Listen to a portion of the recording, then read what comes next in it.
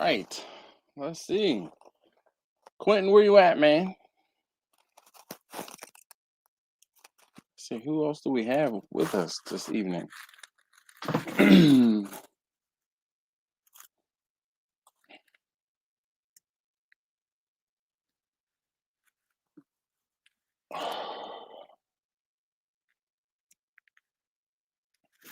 Hopefully you guys are doing well this evening.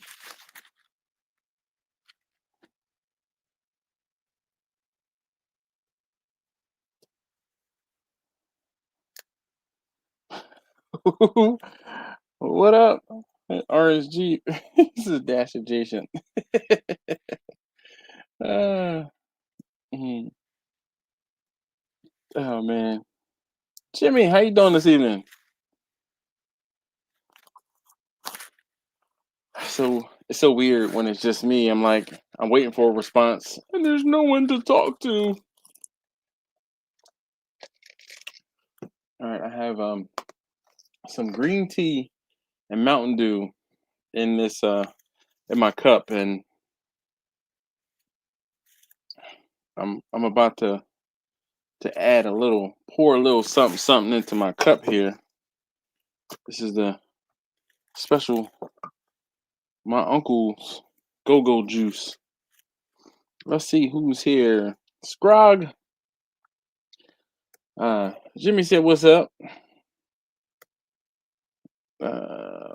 Scrog, what's going on? TJ says, "Good evening, Sir Dash and friends." Terry, what up? He says, "Dash." Glenn is here. Glenn must watch. I mean, he like 4 out of 5 days of the week. Glenn is here with us. He's here on the live stream. He watches on Tuesdays when there's videos. He watches on Thursdays when there's videos. He watches on Fridays when there's videos. And if you don't know about the Friday videos, you need to learn about the Pew Pew channel. So yeah, Terry said he just got home from the ER. Well, I'm glad you made it home and you didn't have to stay. Oh my gosh, why can't I like something is wrong with my right hand.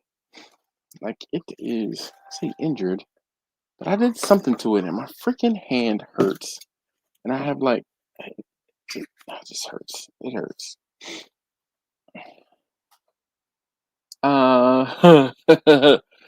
Jimmy said his uncle called him and he said he had a head start. Oh man. Oh boy. Taste test number 3. They're geeking over there. Let's see.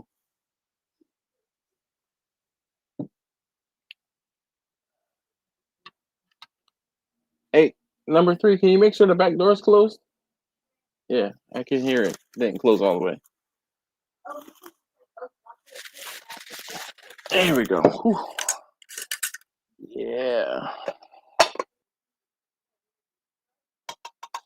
All right. Ooh. Oh, I think last week I poured a. Ooh, buddy. Hold on. We're gonna.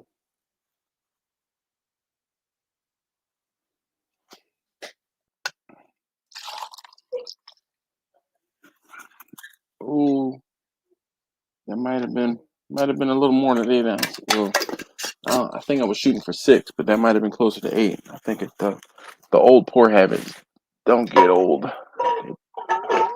Let's stick that within arm's reach. I'm not. Nope, not going back in there. Hi.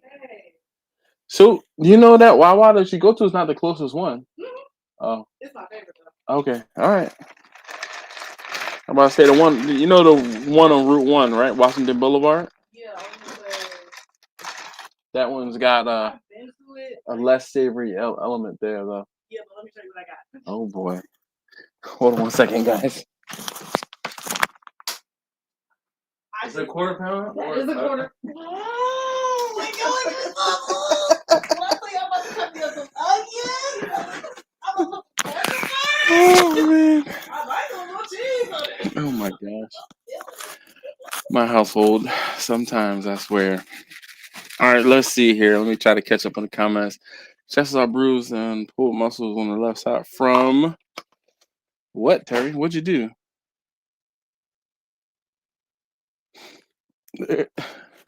Scrog, are you talking to Terry or me? He says, are those injuries sustained while barbecuing? I'm not sure what happened to my hand. I really and truly am not. Um, I don't know what happened. Like, when it actually started hurting? My hand started hurting after I was helping my son work on his car. I don't know if I twisted or hurt my hand while I was helping him wrench. Oh,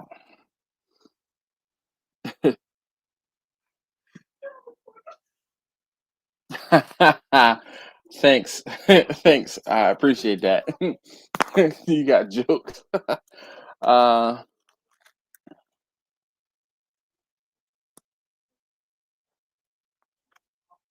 Greater avocado seed in alcohol is good for pain. Maybe green avocado seed? No, Jim. Look,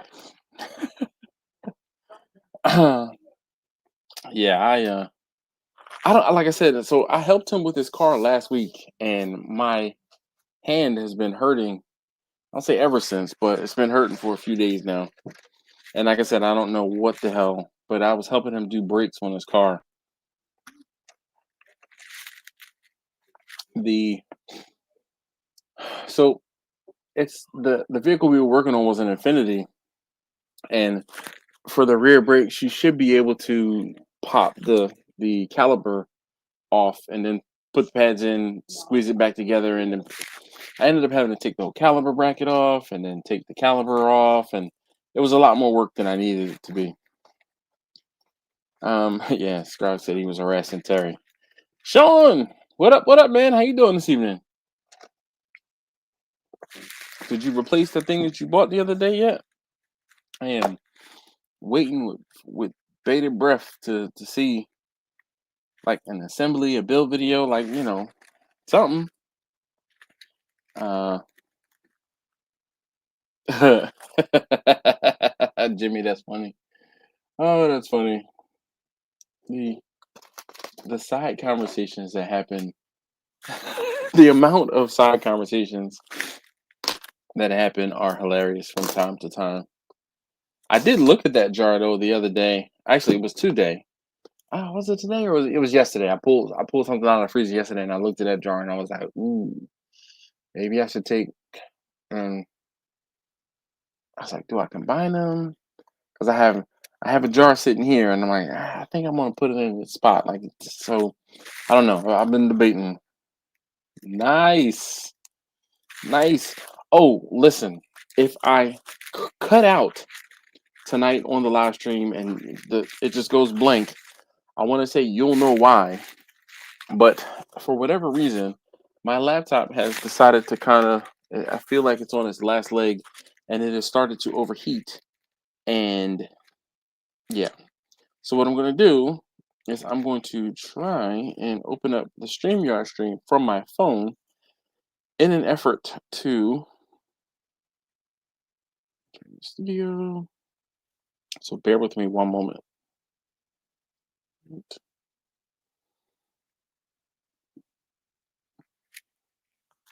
All right.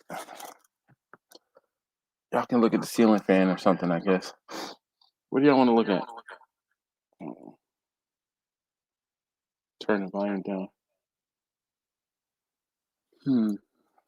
Maybe I should put it outside next to one of the other cookers. Oop.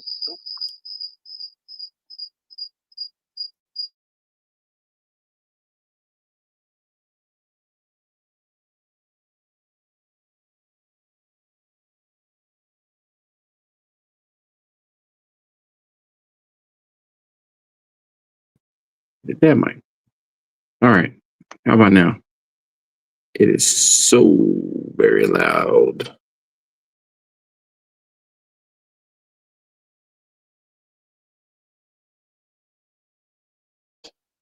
Y'all can look up at the ceiling fan because, all right, I've been having trouble with my laptop, and if the feed, I won't say dies, but if it crashes, my laptop crashes, I have the other window open, and hopefully we can keep this thing rolling.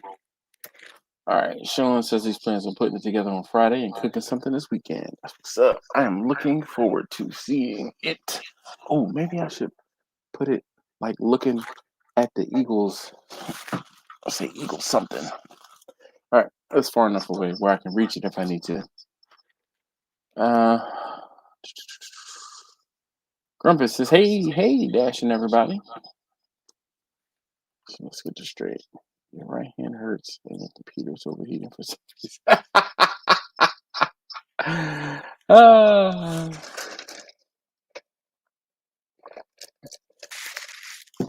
Oh, you got jokes. Oh, you got jokes. That sounds like experience talking. And like I said, I won't say definitively say that the injury occurred while helping my son work on his vehicle. Anyway, Grumpus, how you doing this evening?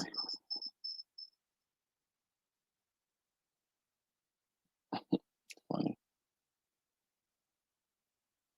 I can't remove.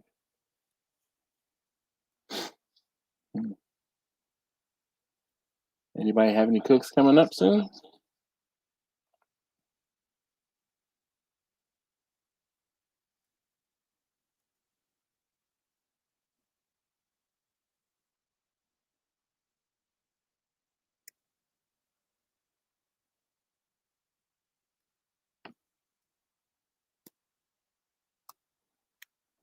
If anybody would like to join, there is the link. Feel free to join us. Well, me and the ceiling fan.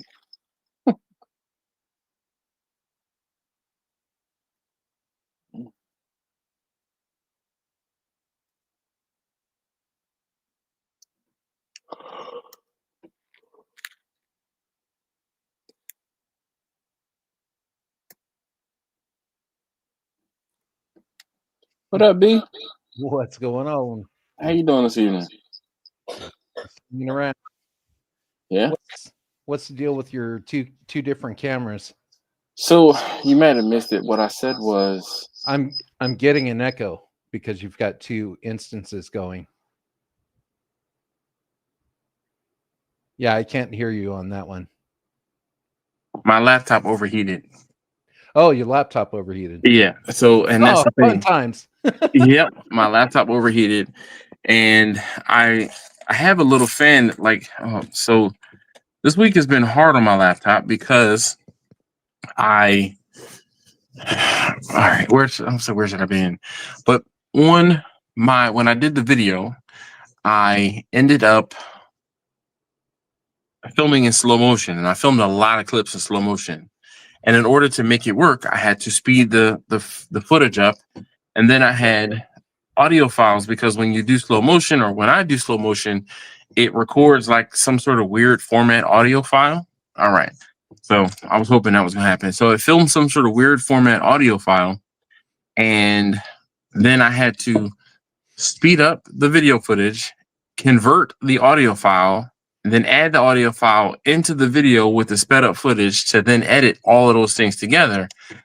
And then doing other things with the video, I won't say it didn't work out, but it was very intense on my laptop. And that video from yesterday, it being 45 minutes long or so, it took me quite a few hours to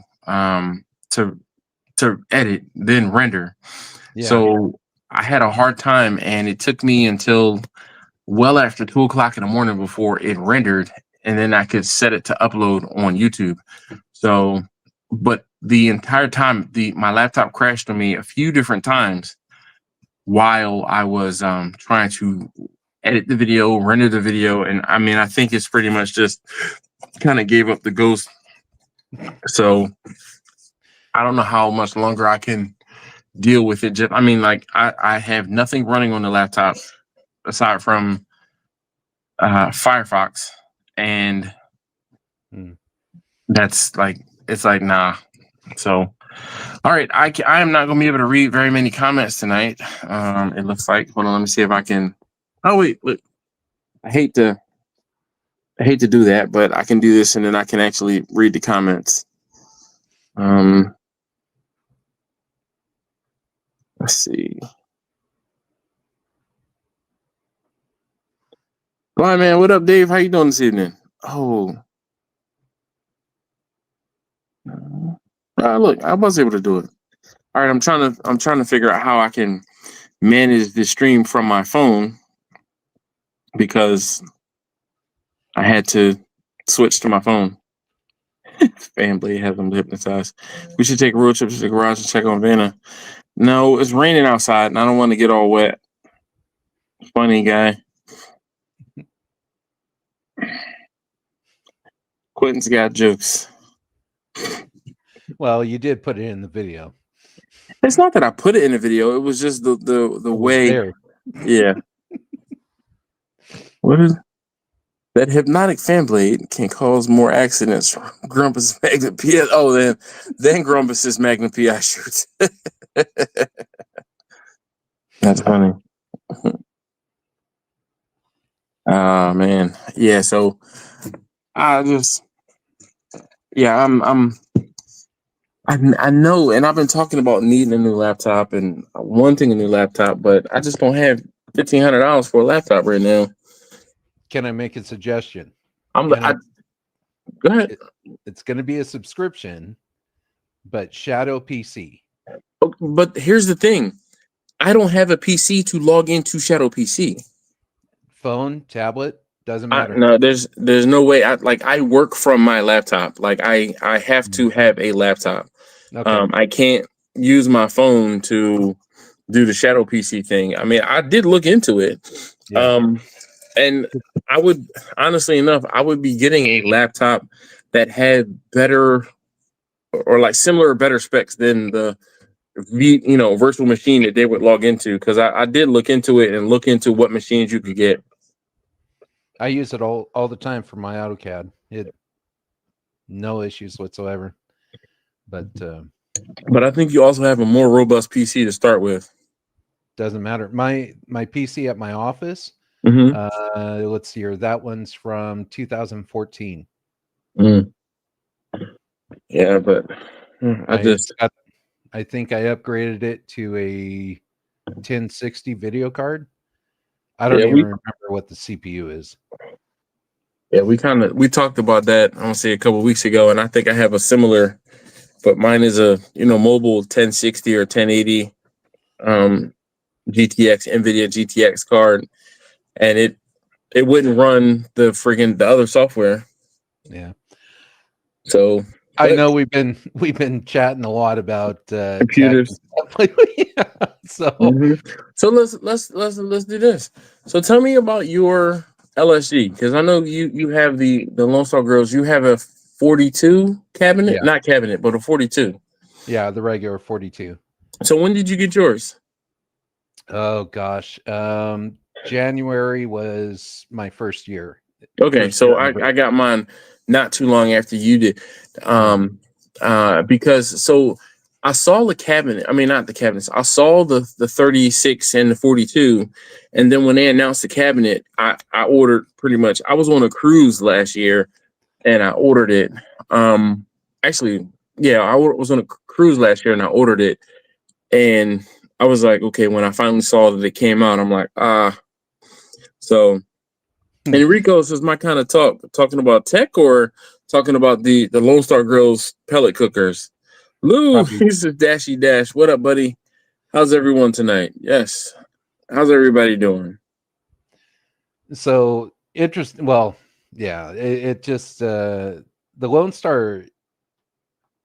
I was talking to a buddy of mine that owns a barbecue shop. That's where I get all my rubs and such. And yeah, he texted me last night and he put a 24-pound brisket, number one. Right? Why? he went to one of the stores here in town, and they have brisket 50% off. Oh, there you So go.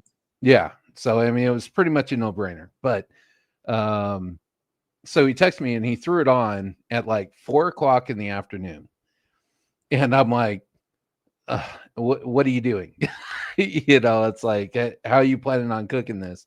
Mm, Uh, at his shop, he sells Rectech is oh, his brand that he okay. sells. So he was doing it on the Rectech, and I asked him, I go, what method are you doing? And he's all, well, I'm gonna do the hot and fast. Oh And my God, on that big old thing, you're gonna so burn up the outside.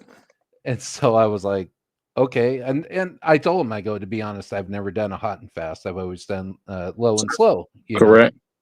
And but I kind of tier up my You, the temperatures as I go. you So do ramp it up. right, but I start off with a cold smoke for about an hour and a half, and then I start 235, and then I start going up every couple hours up to 300, and then finish it So off. how about this? Before you're saying that, but not everybody knows what you've done. So how about you? Let's take it back. So when you do a brisket on your pellet cooker, you start off with the cold smoke at what, 180 degrees, 200 degrees? 160, Okay, so even lower. right, So as you low as do it'll go. okay, so 160 degrees for an hour and a half. Yeah, And then you do what's your next ramp up temperature? 200, two, 225? 235. Okay, so Right. 235 for what? Another hour, maybe two? So what I do is an hour and a half at 160, Okay. um, and then I go to 235 to for an hour and a half. So that's 3 hours. Yes. And then from there, every 2 hours I bump up. I go up to 250, 275, and then finish off at 300. Okay. So And hold on, it just hold on, two hold on two 1 second, hour in. Brian. Yeah. Before I just I see my buddy Taj, and he says, I got a question. I think I found a cheat code. Is buying the whole tenderloin cheaper than buying the filet mignon? Yes. The whole thing is you have to do the work to cut it into the filet mignon. Yeah. You're when you buy the filet, you're paying the person who cut it for you. When you buy the whole, it's not the whole eye, the whole tenderloin, you have to do the work and separate it into the three major pieces of the tenderloin. Taj, I have a video where I cut up a whole tenderloin and cut it into the three major pieces. So and then the head, the tail, and then the body is basically where you get your filet mignon cuts from. I'm pretty sure. All right, so Brian, you finish at 300, and excuse me, if you were doing let's say a 15, 16 pound brisket, how long would that take you? Would it take you about 8 or 10 hours or? Let's see here. The last one I did was this past Sunday. That was before trim. It was almost 19 pounds. Okay. I took off about a pound and a half, 2 pounds off of it on the trim, and then yeah, it took 10 hours, 10 hours for the cook, and that includes the cold smoke. So Okay. the stall when I do this the ramping up of the temperatures, I don't see the stall that much, hardly at all. See, and I think the reason why you don't see a stall is because you are similar to me, where you push the temperature higher and it doesn't really have a chance to stall at all. Right. Because I know that I feel the same exact way, where people are like, oh, my brisket stalled at 169 degrees for two For hours. 2 hours, yeah. And it's like, what? Why? How? Right. So but I also, you if you watch that video I did, I pull my briskets rather early You do. in comparison to a lot of other people. And the reason I do that is so that I can capture the jus, so that I can pass that along to my customer, right? So I So might go ahead, babe. I actually in your honor, Oh I yeah. did that. So at it was just right at 150. And what I did Okay. is I put it in a pan, Yep. foiled over it, but I'm just not holding it at 300 in an oven. I'm doing it all in my smoker. Yeah, So and that's fine. The whole yeah, thing is, I figure what's the for me honestly, I'm like the natural gas is cheaper than the pellets are pellets. in the grand scheme of things. Plus, you have a smaller smoker, so heating your smoker up to whatever the temperature is going to Yeah, be way more efficient than mine. Now, mind you, mine doesn't. It's not like it, is wildly inefficient. Um, it's not like it's wildly inefficient. It's just that it's easier for me to say, okay, I've been cooking all morning or I've been cooking through the night. I'm going to bring this brisket in the house and put it in the oven where I can sit on my couch and kind of close my eyes and set a temperature, set a thermometer and an alarm where I can lay down. yeah, Versus me, because my garages are so far away from my house, it's a good 200 feet from my house, basically walking back and forth up and down the driveway. And I told you guys I wasn't feeling well on Saturday. So I'm like, yo, I'm trying to hurry up and get this in the house. And I did end up leaving the ribs out in the garage and I stayed out, hung out in the garage with the ribs. But then the temperature dropped off in the garage. And I was like, all right, you know what, damn this. I'm gonna bring these ribs in the house. And I put them in the oven with the brisket. By the time it was all said and done, the ribs finished, again, because they didn't receive that higher 300-degree temperature. They would have been done much faster. They The temperature was starting to die. So I'm like, all right, well, at that point, I might as well just finish them in the house with the brisket, which I probably should have just done anyway. And then it would have been done much faster, but I wasn't in a rush. So yeah. I'm like, it didn't matter. But Well, anyway, and on this one, I don't know. I've always done a long hold. I've always done that. So on this one, I did a 14-hour hold before we cut into it. at what temperature? 150. Okay. 150 And is and you didn't have any problems with it being not mm, mushy? no, No? no, none at all, Okay. none at all. So and I do it in the LSG. So Oh, so you're running they're running that thing for 24 hours almost. plus, yeah. Wow. So on the LSG with that fireboard, you could bypass the temperature sensor, the probe, and just control the auger itself. Auger, That yeah. that's how you're able to get 800. I've gotten up to 900 degrees on that LSG. Just by bumping up the auger speed, all the To way ramp it up to to what, 100% or oh I it was at like 90 to 95, and I was wow. at right at 900 degrees. It's insane. But I think I dropped it's in manual mode, and you could do it from your phone too. You could Yeah, switch to yeah. manual. So what I do is I switched it to manual mode, cranked it down to like I think it was at like 9%, and that kept me right about the 150 range, Okay. 147 to 150, All right. and yeah, just let it hold overnight. And how is the clean out after having it run for such a long time? About the same, Okay. because the fan's still moving. It's Yeah, gonna yeah. blow the. It's not much more than what you would originally. And the cleanup, as well as I do, the cleanup on these LSGs Simple. are Yeah. just, I mean, oh my god, the easiest damn thing. You scrape it, spray a little bit of fat on it if you want to, and wipe it down. You're done. Yeah. You know, just I it's so cleaned easy. mine out when I was using Vicky. I said, "Oh, I'm sitting here doing nothing." So I opened up the LSD and scraped out the drip pan, and so like it's ready to go for whenever I cook on it next. But I'm like, I cleaned it out, vacuumed it out pretty good, and it wasn't very dirty. I mean, the drip No. pan, and and Brian, I know you've because we're on that same LSG forum, and Yeah, is that how you found my channel through the LSG forum? I mean, yeah. You on posted Facebook. you put no on Facebook that LSG group. Yes, You posted the video yes. that you got the LSG, and I'm like, oh, cool. Okay. So I didn't know. I didn't want to assume that was how you found me, but I mean, and it's so funny because you sent me pictures the other day of your brisket or no, yeah, the briskets and yeah, the chicken that you cooked, and then I see it on the LSG Facebook page, and I'm like, why does that look so? Oh, that's yeah, Brian. yeah, yeah, yeah. And I'm like, why does it look so damn familiar? Like I've seen that before. Like what? Right?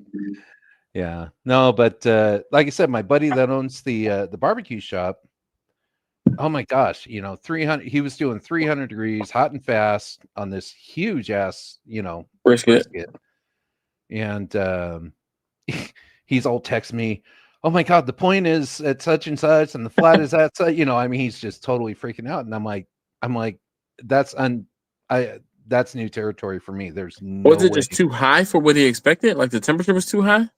Well, I mean, you can imagine what the temps would, the temp differences between the flat and the point, Mm. burning at 300 degrees. I mean, he was just smoking through it. I go, if anything, you need to rotate that, flip it, and But try to get it to even out. so, like I know on this brisket that I did and that the vertical smoker, it was getting more heat than I wanted to. Like it was closer to 275, maybe 300, and it was it was at 150 degrees in 3 hours. I mean, Yeah. that was just the reality of it. So technically, maybe that was hotter and faster than I really wanted it to be. But I mean, it didn't bother me, and the brisket turned out fine. It had a decent smoke ring on it for what it was. I mean, Yeah. so I think part of the problem is if you have thermometers in your meat, then trust what the thermometer is saying. And if you are cooking at a hotter temperature, it's going to be done faster. It's going to be hotter than you probably want it to be. Right. But I mean, it is what it is at that point. So let's see who is. I see Chris is here. What up, Chris? How you doing this evening? So many Chris's, so little time. Lou, I see you here, man. What's up, man? How you doing this evening? I No problem. So Lou said, Lou Calamanos hit me up earlier today, and he says, he said, Dash, every time I talk to you, I feel like I'm talking to a celebrity, and I'm like, I don't know why. I'm just, I'm just a regular guy, man. But Hey, he was jump, asking questions. jump, Yep. jump on the video, raise a glass, and let's have some fun, man. Yeah, yeah. Yeah, well, I'm gonna say, unfortunately, Lou, his household is rather quiet at night. He's got young kids, so there's no. He has joined us from time to time, but typically it's like one of those few and far between. Or maybe when he's on vacation, or maybe when his wife and kids are away, he might actually join the stream. But he hit me up early, and he's like, "Dash, I got a question for you, man." I was like, I really don't cook for people often, but when I do, it's for family and such and friends. He's like, I'm trying to figure out what I should charge this guy, and I'm like, get your money. I'm like, get your money. This is your number. I'm like, tell him this is your number, and I said, this is what you do. I said, tell him that if it weren't for you, the cost would be like 600, 650. I said, but you tell him that for you, the cost is 400 because you are a friend of whoever, or you are who you are. The cost is 400. So you level set them that the cost will be higher, and you let them know that you're giving them a value. I'm like, because you got to charge something for the. I'm like, you spent half that amount on meat. I said, you got to pay for the meat, you got to pay for your season, you got to pay for your charcoal. I'm like, get your money, and then you got to pay for your time. I'm like, you got to charge for your time. So, Luke, if you saw, um, right now, so if you saw the comment, he said that he was able to tell him that it was going to be $400 and he was going to get $400. So yeah, Lou says right now it's wild in here.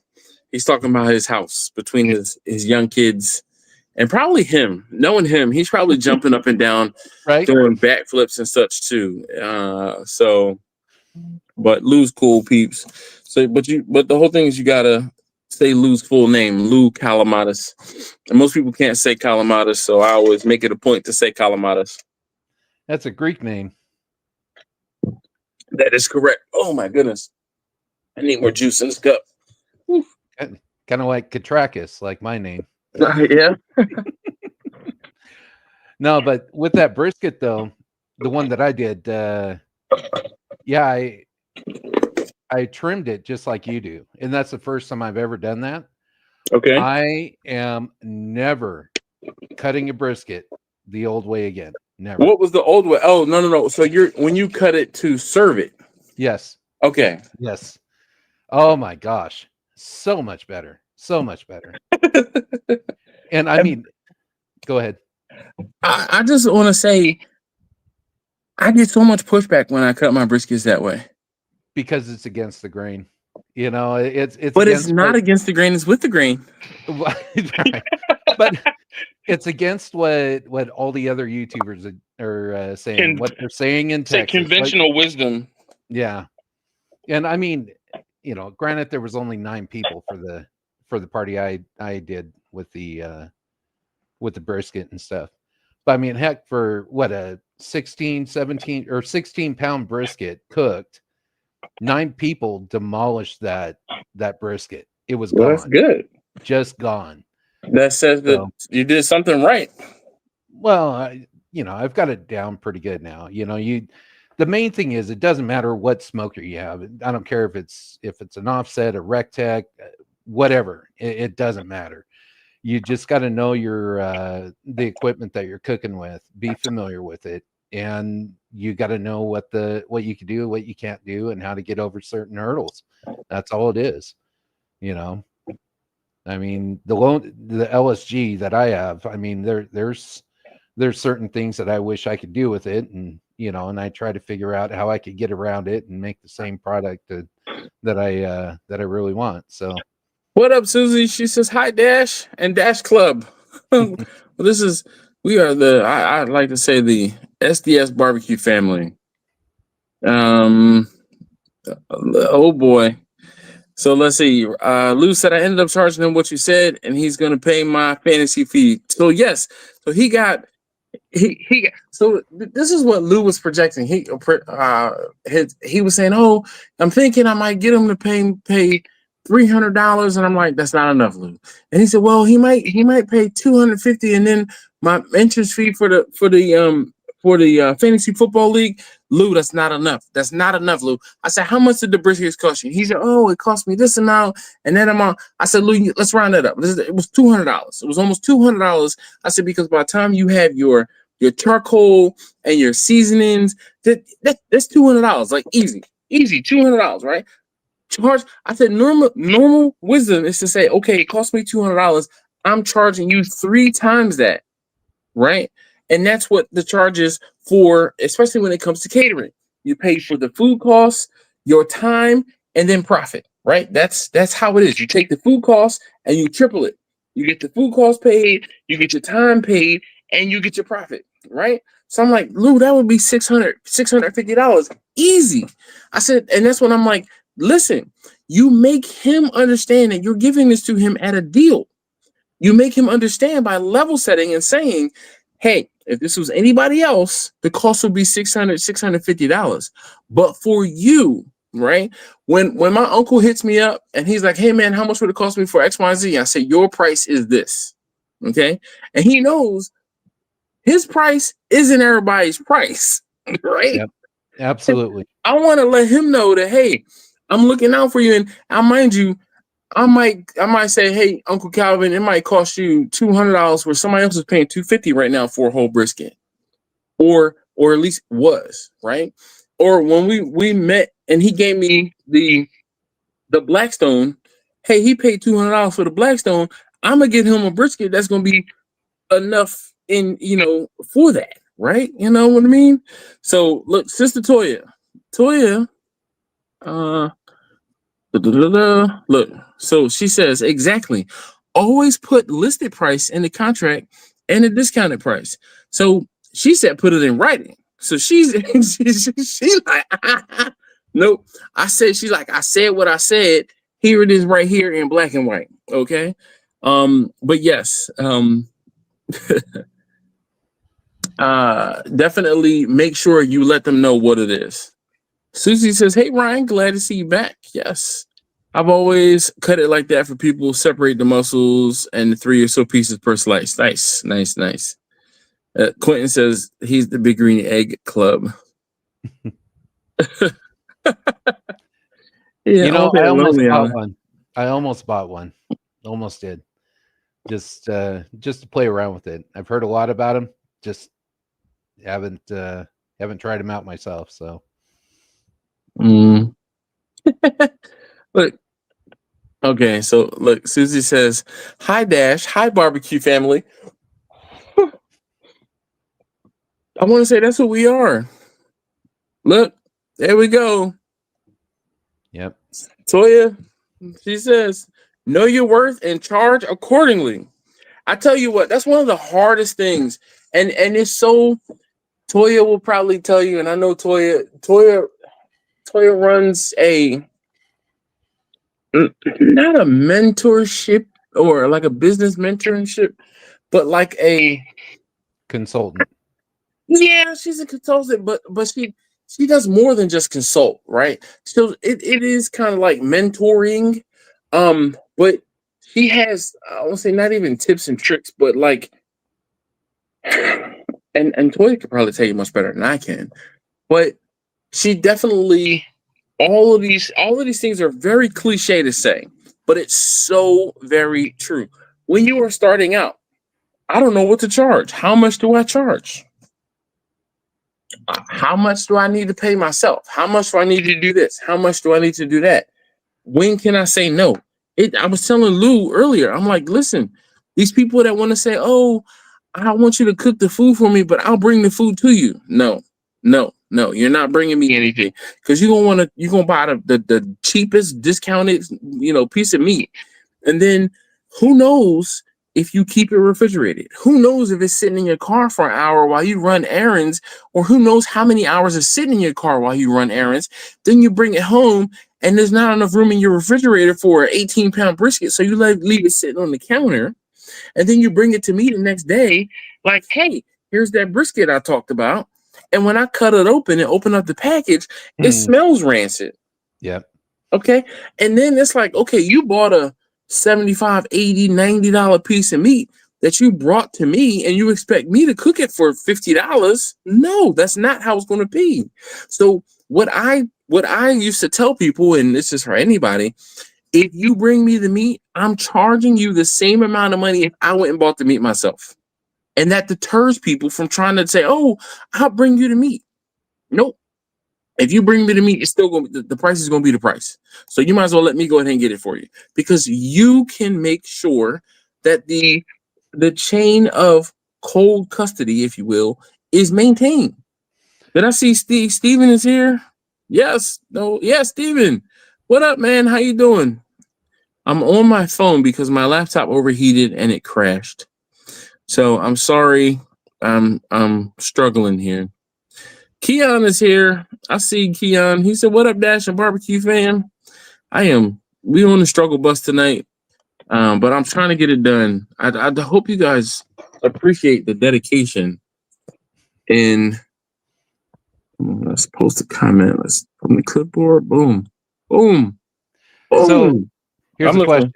Yep. All right. So what are you paying per pound on average for a brisket? I haven't bought a brisket in a couple weeks. The last brisket I actually, you know what? I take that back. The last brisket I brought was like $4. It was almost $4.50 a pound. But that was from This Sam's. That this was brisket two this weeks ago. brisket that I just cooked. I Mm-hmm. got it from Costco. It's choice, and that was What up, Marlon? 547. Mm. Goddamn. And That's a yeah, lot of money. I know. And so when my buddy went down to another market and he saw it half off, he texted me a picture. Dude, you got to get it if you want any. So Marcus texted me earlier today, and he should, and I can't look to see where it was, and I don't remember. I don't remember if it was Costco, Sam's, ATB, because he's in Texas. It was almost $6 a pound. It was almost Yep. $6 a pound. Now, mind you, it was Prime, so it could have been Costco, Yeah, but it that'd was be about almost right. $6 a pound. Um, Prime at the Costco here in California, at least where I am, it's $6, $5.99. that's crazy, Yeah. crazy. Yep. All They right. get you. Oh my gosh. Listen. Okay. All right. So I'm trying to make sure. Hey, look, if anybody joins and you can't, I won't say if anybody joins the stream, let me know. And if I need to, like, I can turn my laptop back on. And actually, I'm gonna say, let's see if I can do that. Do you guys mind? Is this okay, B? Or like use me using my phone, or should I worry about trying to log back into my laptop? No, you're good. I think the quality is good. Okay. And audio is just fine. So All right. This is irking me to know, to no end that my laptop. And I really, I'm just like, this is not what I'm not trying to spend money on a laptop right now. I don't have it. It's just I just don't have it. It's tough. It's tough. Sean said he was at his HEB the other day, and the choice for $350. Oh, here, I could do this, make it easy on myself. Boom. Done. The problem is there's like a button on the screen, and the button was over top of the top of the comment. So here's my thing. Why are you buying prime briskets? Yeah, I don't. Buy the choice brisket, dog. Brisket is a cheap man's. It's supposed to be an inexpensive meal, an inexpensive cut. You're spending all that money on a choice brisket, man. On a prime brisket. Buy the choice brisket. Well, every cow is different. You know that as well as anybody else. Yeah. So you really, I mean, when I'm picking out a brisket, I'm sorry. Sean said he didn't buy either. No, you really got to finger through all the briskets to find the right one. Yeah. Hey, there you go. That. What up? There we go. Oh my gosh. The question is, who's going to come on tonight? Is it going to be Brother Stephen? Or now this is something special, okay? I don't get this very often. And Quentin is the only person I would crack this open before a holiday. That looked like a Weller bottle. That's exactly what it is. That's exactly what it is. I just saw the green top. Hold on, how old is that Weller right there? It's 12. Damn, son. It's 12. Listen, let me just it's a child. It's 12. Can we just talk about how far I've come in the bourbon, learning bourbon? No, listen. You were an infant to start with, and you have made inroads into the bourbon world that I just grin every time I hear my nephew talking about his bourbon and where he's come, because he wasn't a bourbon man to start with, but he's there now. I sure wasn't. Listen, give me vodka, give me moonshine. That was it. That was it. Yep. He's there now, though. I can hold the bourbon conversation. That's for damn sure. Yep. Not me. Never got into bourbon. Well, don't. I know, right? Don't. Kind of thing, you know.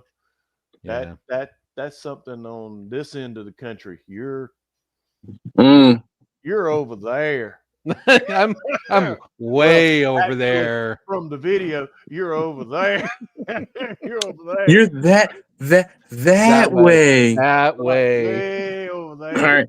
So Sean said, I've been seeing Wellers and Buffalo Trace on the shelves a lot more over the last 6 months. Yeah, because they're charging so much more for it nowadays. That's the truth. They are being that bottle of E.H. Taylor, my original bottle of E.H. Taylor cost me $35. Okay? $35. And I liked it more than I like Blanton's that I spent $60 or $65 on for the bottle, right? Now, mind you, if I go today and say, I have this open bottle of Blanton's, I could easily get $175, $200 for the open bottle because people are willing to spend that much. And I still don't get it. That E.H. Taylor, I bought another bottle, a replacement bottle of E.H. Taylor because I hadn't seen it anywhere. And I was in Florida and I'm like, okay, you know what? I'm going to go ahead and get this bottle of E.H. Taylor. I'm going to treat myself, right? Treat myself. And the dude was like, okay, it'll be $96 or $95. I'm like, are you Yeah. like, and that's when you know how you like, you know what? I done learned an important lesson right now. I'm gonna ask how much it is before I decide to go ahead and say I'm gonna go ahead and buy it because I was like, that's 3 times how much I paid for 3 times. It should not have gone up 3 times in cost in 3 years. Triple in 3 years. And I'm like, ain't no way. But you know what? Look at eggs and milk. Oh God! Listen, let me tell you something about eggs and milk. We've talked about it briefly before, but the company. So when eggs went sky high, right? I said, I was watching something on YouTube, and they were like, "Yeah, blah blah blah, Cal-Maine Foods." I'm like, "Well, who's Cal-Maine Foods?" Cal-Maine Foods is like the #1 egg producer in this country. I said, Cal-Maine Foods stock ticker buy. My stock has tripled in a year of Cal-Maine Foods. Yep. I ain't no fool. I listen to the news, I buy. I listen to the news, I sell. I listen to the news, boom, right? Cal-Maine Foods, I have tripled my buy-in. And I was like bummed because I'm like, oh man, freaking Cal-Maine is at like $45, $50. It's up over 100 right now per share. So yes, Jimmy. All right, so Yes, So let's see. here's my problem. I don't I'm watch the listening. news. I don't watch the news, so I'm still broke. Listen, I'm broke too. I'm just trying to put some away. Quentin said, oh, look, let's do this. It's Yeah. harder for me to add the comments to the stage. I tell you what, Jimmy, I saw that same bottle at the liquor store in DC today. I'll grab it tomorrow, and we can toast together. Whoa, okay, hold on. I gotta go get a package off the door. You're on. You're it. You're on. Right there, right?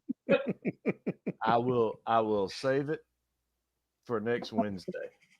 There you go. Yep. No, I've always been a rum guy, not a bourbon. I like my rum. Well, and Stephen got us started on this overproofed rum. Yeah. Yep. That What's can that, cause 100? problems. Can it, brother Stephen? It's here. What? Uh-oh. Jimmy, I can hear you. It's Christmas. Yeah, it is Christmas. Merry Christmas. Merry Christmas. Merry Christmas. Hold on, let me put my headphone back on. Merry Christmas. What's your All right, so you know what? It's so funny. I put my headphone in, dummy. I'm not using my headphone right now. I'm using my phone. Use your phone. There you go. So we can take a field trip. He's doing a cue. Oh Lord. We're going to get chicken again. All right. So listen. So you see this? You can see this behind me, right? This is the light. Yeah. Right. So my wife has changed our living room.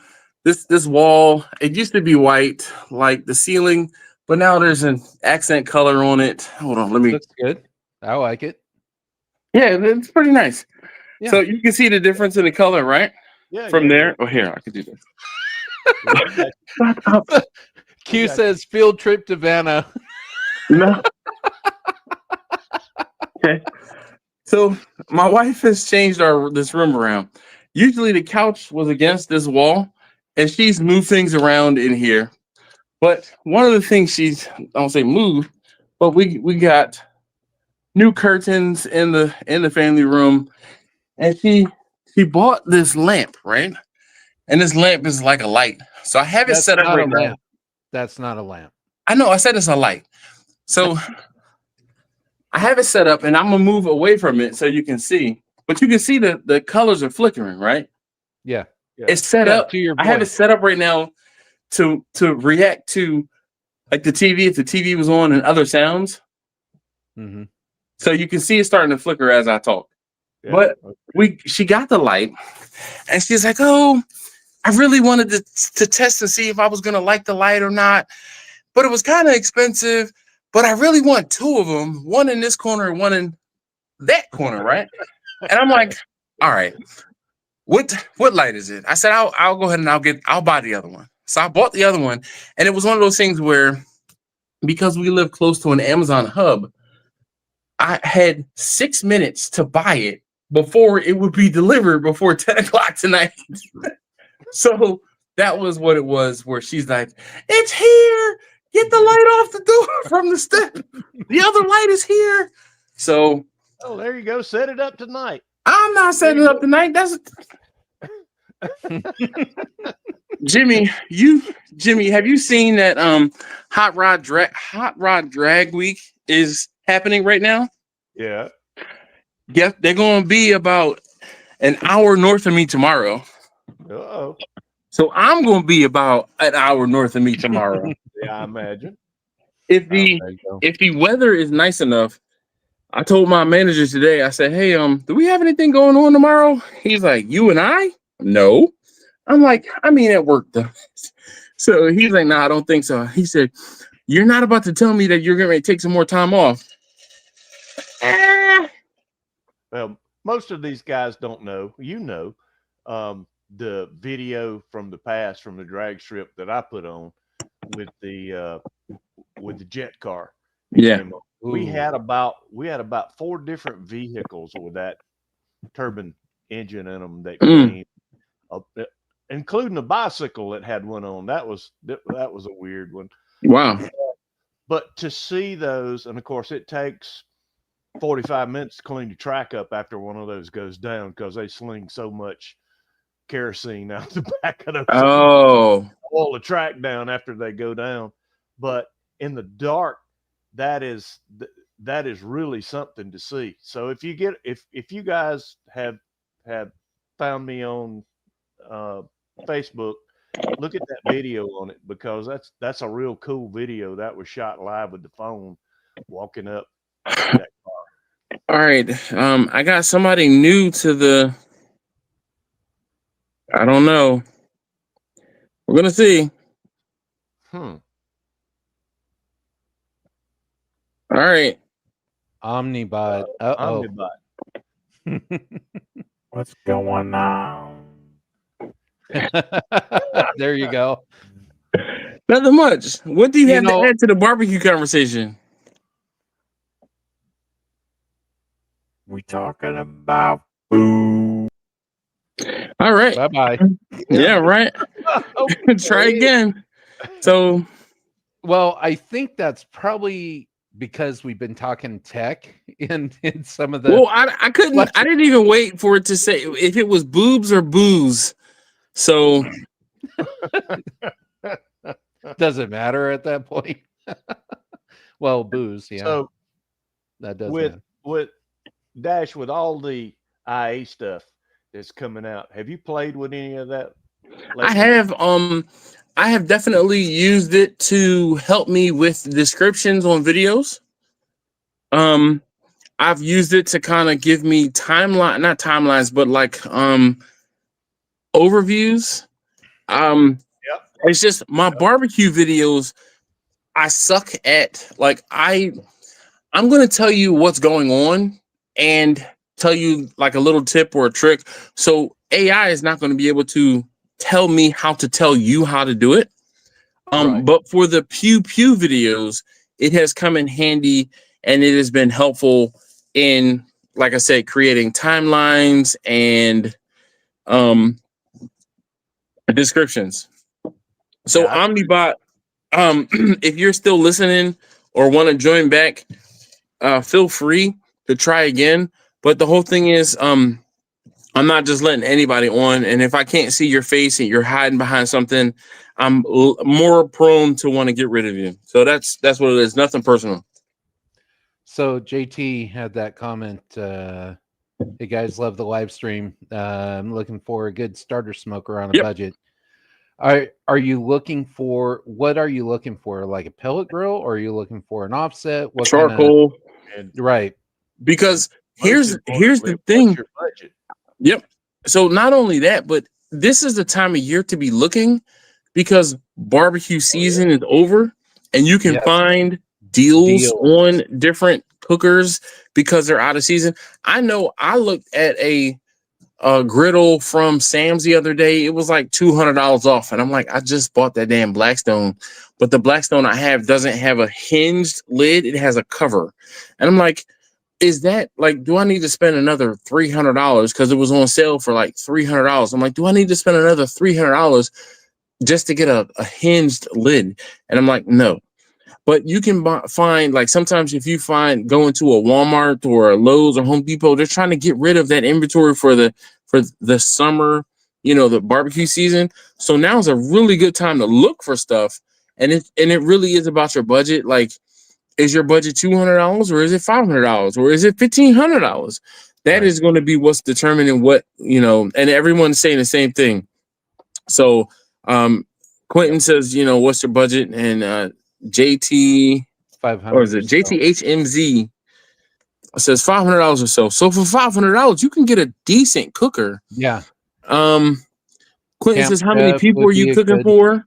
So I want to say it really doesn't matter because, like, my Traeger, now mind you, the Traeger, my wife bought me that Traeger a few years ago and it was like $600 or $700. It was like $500 or $600.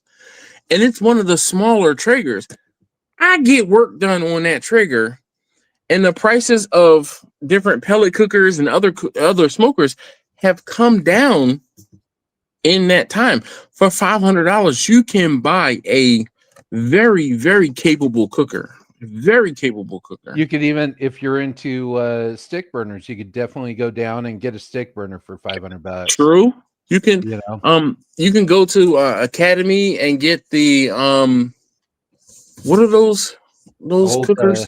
what The is Old it? Country, Old Pecos Old Country. cookers. Yeah. No, not Old Country, Old Pecos. Oh, Pecos. Or Gotcha. Pecos Old Country or Like those something. countries, yeah. There we go. Mhm. There's no. Actually, I was gonna say there's no academies near me. I saw the closest academy to me is 2 hours away, and it's like in Western Maryland. Yeah, it's a good cooker. I've had one for 10 years, probably since they first came out. So if you're looking, if you're looking for something that has a little tech into it, the pellet smokers, that's kind of fun to kind of graph out. It depends on your So experience. we're gonna piggyback off of what Quentin's comment was. Quentin's comment was, how many people are you cooking for? And I said it really didn't matter. But Quentin is also putting in the budget higher end, or the how would you put the big green egg? Because to me, a big green egg is like upper echelon. That's a premium. That's what I'm saying. Premium cost. That's a premium cooker. So you're gonna spend a lot more for. And he said it matters because $500 can get him a big green egg mini. So he can cook what, hot dogs and hamburgers on it? Well, like you'd be able to do half a rack of ribs. Half a rack of ribs. Well, but it depends on how many people are in the house. How many people he's going to be cooking for on a regular basis. I don't know. Like I said, those eggs, I'm really interested in those. I may just get one. But yeah, Brian, I can see you getting one. So I'm gonna say the caution I have for you, and you seem like you've cooked on some different things. a few, yeah. Right. And part of it's how deep you want to dive in. Yeah. Oh yeah. There's that part. Well, if you're gonna burn or do a stick burner, and you're gonna learn how to do fire management, and you're gonna learn how to do a lot of the other things that wood burners take, then go ahead. Just like you said, it's all about how deep you want to get into it, because you can spend a little bit more money, All right, so let's see. Omnibot is back. Hey, what up, bot? Omnibot. What's up, boys? We're good. How you doing this evening? Where you checking in from? Chicago. Chicago. Okay. I'll go. Okay. Can you Nice. go get me I need a Chicago dog with the sport peppers and the onions and the celery seeds. Come on now. Now we're talking.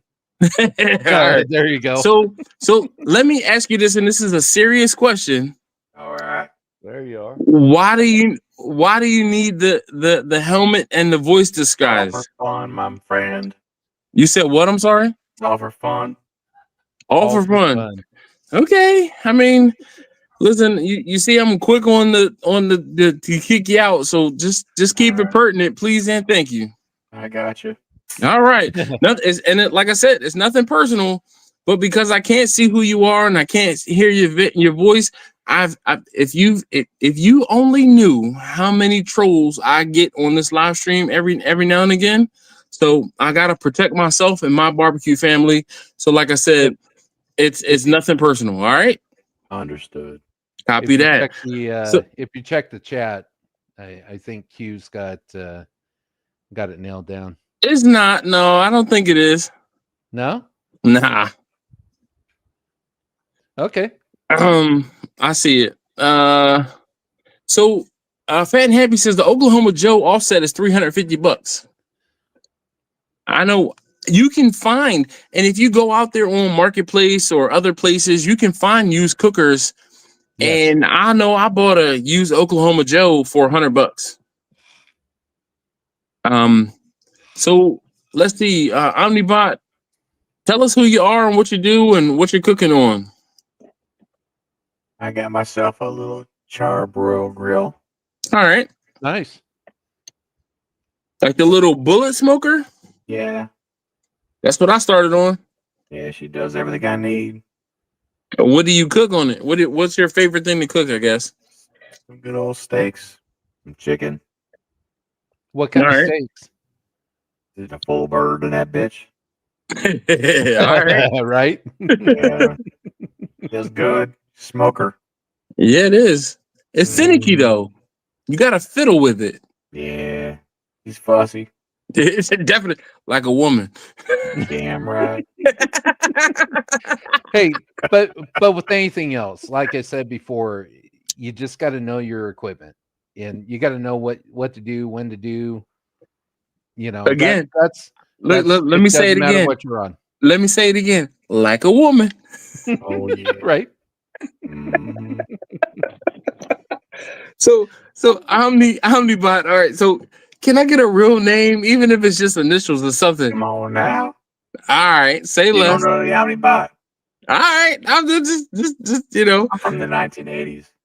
Look. I get it. So you see my homie Tosh. She says, "What in the theater?" And it's Mystery Theater 9000. Yep. Mystery Theater. So speaking of the 90s or 80s, I've known my homie, that's my homie Taj from back home, and I've known him since the 90s. Look, Scrog says, "Are we sure that's not Susie?" Yeah, I'm pretty sure that's not Susie. Yeah, There's no lights. There's no lights. It goes out too much. That grayscale gave it away. That's not Susie. That's not Susie. No, I doubt it's Marlin either, because Marlin usually hangs out from tropical locales. If anything, that could be Grumpus, but no, I doubt it. That ain't Grumpus. Nah. He doesn't have on a Hawaiian shirt. He only has Hawaiian shirts. Are you subscribed to Dash's channel? Grumpus doesn't have that hairline. Oh, he said now? I am now. That's what that. Nice. That's all that that's matters. a good answer. Yeah, you're on there now. Good answer, Steve. Good answer. And good question, right? Yeah, definitely. So, what brought you to the forum? Like, what brought you to the forefront where you were like, "All right, you know what? I'm going to go ahead and join the live stream and hang out." Did you lose me? I was saying, what made you Oh, join us? I was cruising by. Okay. Nice. You know, Well, I appreciate that. came up my feed. Definitely. Wait, you said you are subscribed now. Oh yeah. All right. I don't know. I'm looking at my subscriber count. Unless somebody dropped off, need I some don't more see people? a. You said what? I'm sorry. You need some more people? Yeah. Well, let me see if I can find some. Hold on a second. Let me Like I'm see. always. I am 20 subscribers short of 35,000. Oh, damn. Yeah. Make him a mod.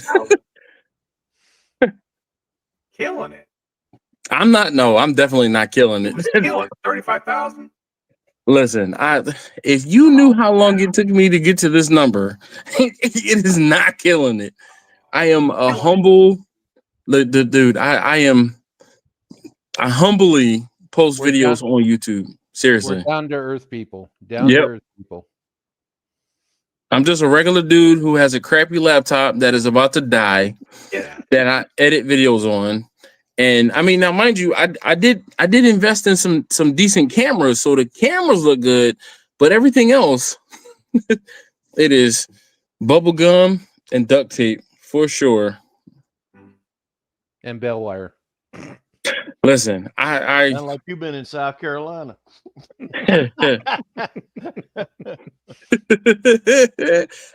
I've been through South Carolina a couple times, Jimmy. And landed it once or twice. Yeah. 3 times a lady.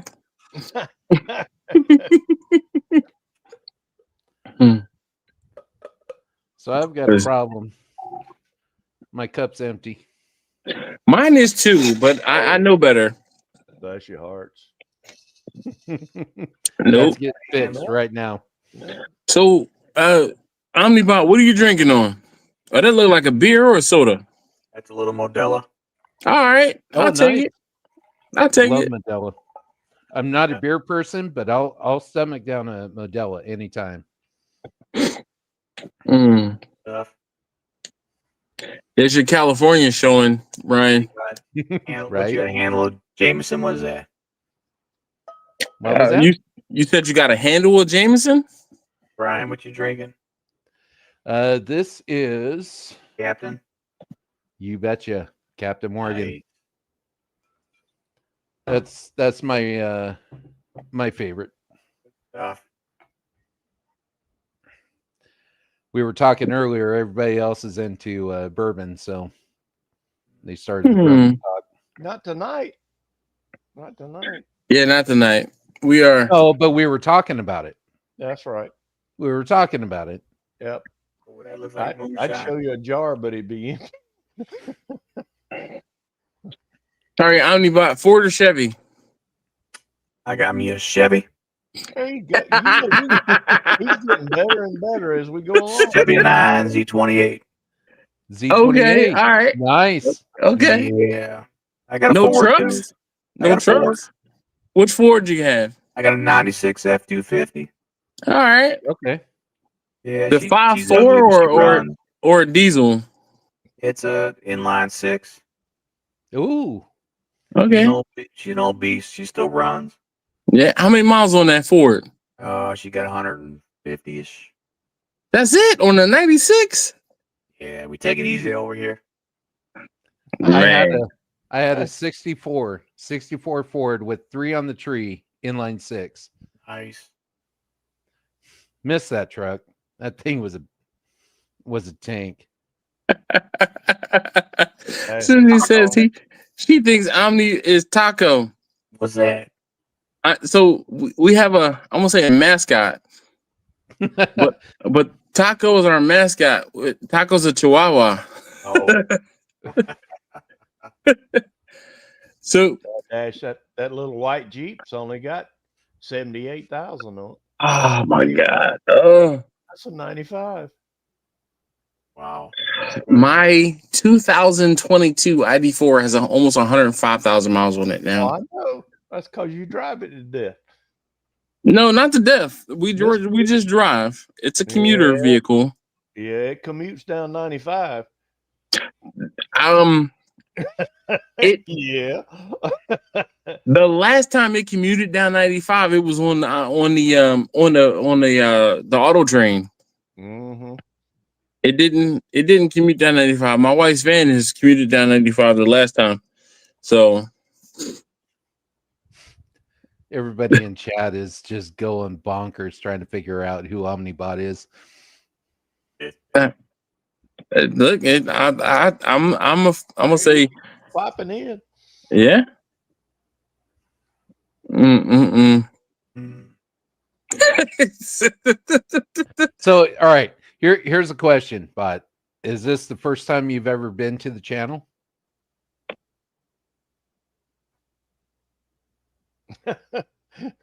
you keep popping out. Omnibot. So let's see. Omnibot is like a bucket Clippy right now. I know. A bucket head Clippy. And see, Brian's laughing because he knows who Clippy is because he's lived through Microsoft from like 95 through like 2000 XP. Are you a tech guy, Omnibot? Oh yeah. Oh yeah. There you All go. right. You got to speak up just a little bit. If I'm having trouble hearing you, I know other folks are too, possibly. How was that? That's much better. Yeah, we got you. Nice. Much better. Well, I definitely appreciate you coming on and hanging out. But so aside from that little charbroil bullet smoker, like what other cookers do you cook on or cook with? Or I mean, so a lot of what I do is barbecue catering. And not that you can't hang out, but like, are you doing something like that? Or are you just kind of cooking for your family or cooking for yourself? What are you doing? Yeah, mostly for myself. All right. Yeah. Like, so aside from chicken and steaks, you said I made some picanha last night. Man, let me just tell you, I put the picanha on the Traeger, cut it up, let it sit out on the Traeger, and I let it smoke for about an hour and a half. Then I when I got home, because I put it on right before I went to pick up my daughter from school, and I'm like, it'll take me about an hour to get there and get back. Came home, and the picanha was a little under the way I wanted it to be, and then I sliced it up, and then I have a torch, right? So I torched it, sliced up real thin. When I say it turned out perfectly, it had just the right amount of smoke ring. It had just the right amount of doneness. It was so fantastic. And usually when I cook picanha, I'll put it in the sous vide and then sear it. It was fantastic smoked. It was like, it was chef's kiss. So good, so good. So sounds good. Yeah. You're gonna talk me into taking that sous vide out of the box. You still haven't taken it out of the box, Jimmy? I've never owned one. It's never been out of the box. Omnibot, you ever dealt with a sous vide? Oh yeah. What is your favorite thing to sous vide? Some chicken. All right. Okay. So I've really only pretty much I've sous vide some potatoes one time, and I sous vide the steak, like picanha and sous vide, the picanha or ribeyes. That's like my jam, because it's like I'll get them right where I need to be, take it out of the bags, and then sear them. Fantastic. I've never done chicken in the sous vide. Like, how did that turn out, and what did you do? Low and slow, my friend. Yeah. All right, Quentin. Quentin wants to know, what's your favorite color? Color. Yeah. Oh, it's red, of course. Red. Okay. Yeah. I don't know if you can see. I'm kind of particular to red too. That's why it's under your armpit. It's like the New Jersey of Philly, the South Jersey of Philly.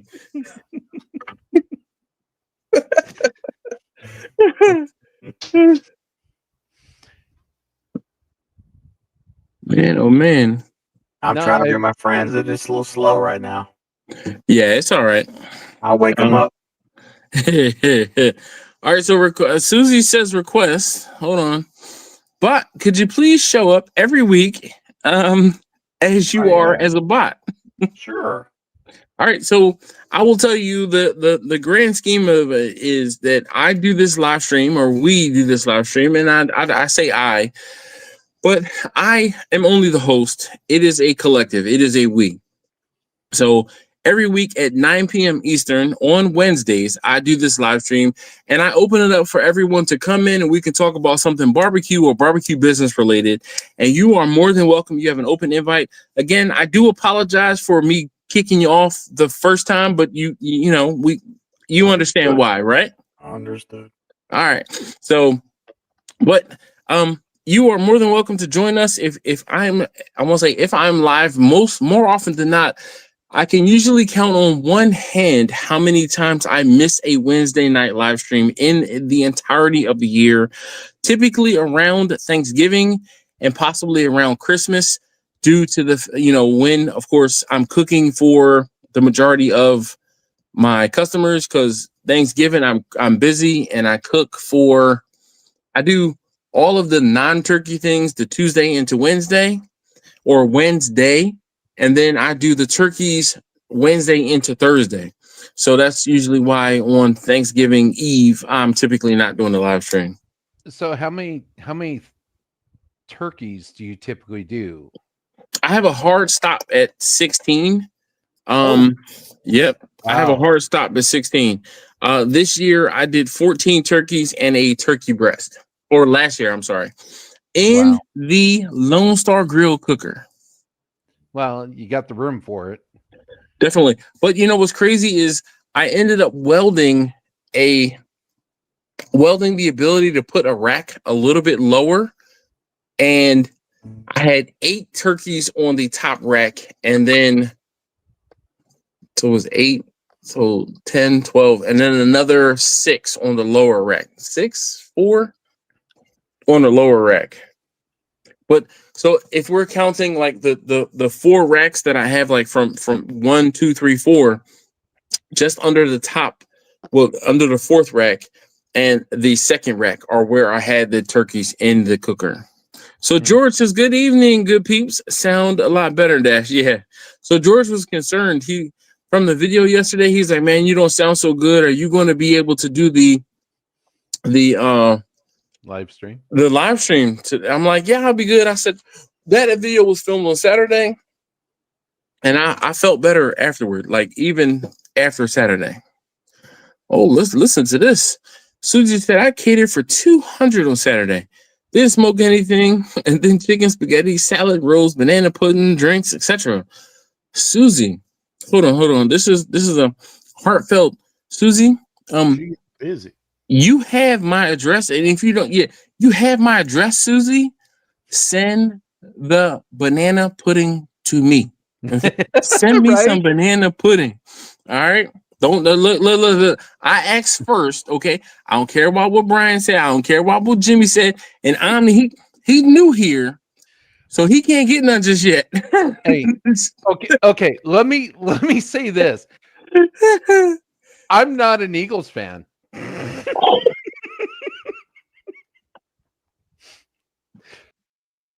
I knew that was coming. Expected that one. See you, Brian. This mug. Does he not know? Does he not understand the power I wield on this live stream? Even on the phone. Yo, I am look the fingers the fingering right here. Hold on. You ready to do better, Brian? I'm not an Eagles fan. All right. That's twice. That's twice. I'm not. You got one more. Brian. I'm not. You're a Cowboys fan. No, I'm not. He's not a fan of football. I'm period. not a football fan. There you go. Okay. So I'm just. Okay. I'm just saying. I'm not a football fan. Big Smoke said, "I do 30 a year, just turkeys." Listen, you probably have a much bigger smoker than what I have right now, because I'm at my max capacity, but I also have what is it? Machuca React says, I'm in a bathtub of banana pudding. Oh boy. I'm not coming to get none of that though. TMI. All right. Yeah, But yeah. is the banana good for your skin? Or all Oh, right. damn. So here's the reason why I have a hard stop at 16 turkeys per year.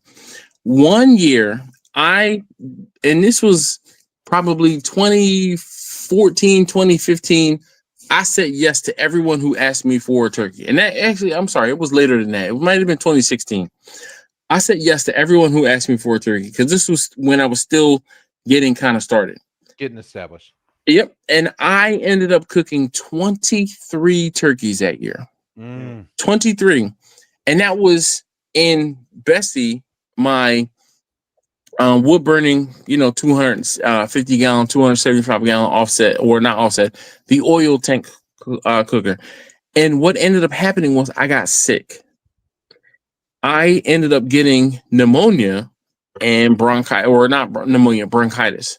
And because of the fact that I spent so much time out at the smoker, I got bronchitis, and I was sick from after Thanksgiving all the way through New Year's. I'd gone to the doctor multiple times. I'd gotten on multiple rounds of antibiotics. And after that, I was like, never again. And then my doctor said, hey, once you get bronchitis, you are going to easily or more easily get bronchitis again in the future. And I'm like, okay, thanks for the warning, but I'm good now. Bye. My wife has said, you get sick every single, after Thanksgiving, every single year. For 4 or 5 years, I have gotten sick after cooking in the cold for Thanksgiving for 2 or 3 days, fulfilling my orders. So now I'm like, I can only cook as many turkeys as I can fit into the smoker in one go. That's it. I'm not cooking anything extra. If you don't get to that 16, that's it. Because I don't want to be sick. Last year was the first year that I did not get sick in almost 7-8 years after Thanksgiving. And it's almost like a ritual where that first really cold cook that I'm outside at the smoker, I get sick. Well, last year and 2 years ago, actually, I think it's been the last 2 years I haven't gotten sick. I will sit in my car while I'm cooking as opposed to just sitting at the smoker. And, of course, again, I know better now, but there's no reason that I should be dying to cook food for somebody else. Yep. Susie says she made chicken spaghetti. What? Ooh, that actually sounds good. It's funny how 16 is the number. 17 is the number for me, but the 17th is for my family. Well, I mean, Jimmy, now truth be told, I will cook 16, but 15 to sell, and I have an extra one. Yeah. And I take that extra one because who remembers I cooked too few turkeys a few years ago. Yeah. So whatever the number is, I plus one it because I'm always going to have an extra turkey and now it's going to be one of two things. Either it's hey, the person that was going to, and I've had people hit me up because I've had an extra turkey for a couple of years and they're like, hey, something happened with our turkey. Would you happen to have an extra? And then I'm like, sure do. I'm on my way. Or it's like, hey, guess what? We have a turkey now that I don't have to worry about cooking because I cook for everybody else. Like I said, I said earlier, I cook typically on Wednesday. All of the non-turkey stuff I cook on Wednesday. And then Wednesday night into Thursday, I'll cook all the turkeys I have to cook. And then Friday or Saturday, typically maybe Saturday, we will have our dinner because I'm out cooking and delivering and doing everything. So we'll have our dinner, our Thanksgiving on that Saturday. And hey, if I have a turkey for us, yay. If I don't have a turkey for us, it's okay. I can make another one. It's not that big of a deal. My whole bunch is coming for lunch on Thanksgiving. I got to get them done. Mm. But number 17 can be fried. My daughter is a fried turkey fan, so We are Never- too. Never had fried. Never. You're missing out, Brian. yeah, you Hey, need to try it. I live a sheltered life. Sorry. Your So I've- Californian is showing. I've Yep. spatchcocked. This- I've Is this what smoked. you're talking about? Yes. This is the box I Yes. have opened. That's the good one too. I have never opened this one. This one's got. All right, I'm gonna open it for you. I'm gonna take the. Let's see. Now, the There sous you go. vide, There you go. it's got to sit in there for like 8-10 hours, right? It doesn't need to sit in there for 8 hours. Well, that's if maybe it's a you- misconception of It's not a misconception. The whole thing is if you're cooking a brisket, then yes, it would need to sit in there for quite a while. But if you're doing steaks or like picanha, something that is smaller, you can get away with sous vide for as little as 2 hours. well, but I reverse searing is going to do that, and you're going to get all the smoke. Yes, flavor. but see, here's the thing with reverse searing. When you reverse sear, you can run the possibility of undercooking and or overcooking your food. When you sous vide something, I don't know. yes, you can. bring out the chef tip pro tip 2. It depends. It depends on who's in charge of the smoker. But That's all right, all so here and this is the beauty of sous vide, right? Yeah, You can you can't leave it. overcook it. I get it. Exactly. I know. I've read. You up can on leave it. Not only can you not overcook it, you can leave it unattended and not overcook it. Right. So how? What do you mean? So how? Because You your said max it's over the temperature. You want it to finish at, and that's what you get. No. Yeah. Yes. You So set the temperature to whatever you want the meat to be at. So if Yep. you wanted it 135, 133. Yep. 133, whatever, it's going to heat that water up to 133 degrees, and then you just let it sit, and it'll The the- meat that's in there cannot get past that temperature. Oh, okay. yeah. So But you can leave it unattended. So that's usually what ends up happening. Jimmy, you called me. Brian, you've hit me up.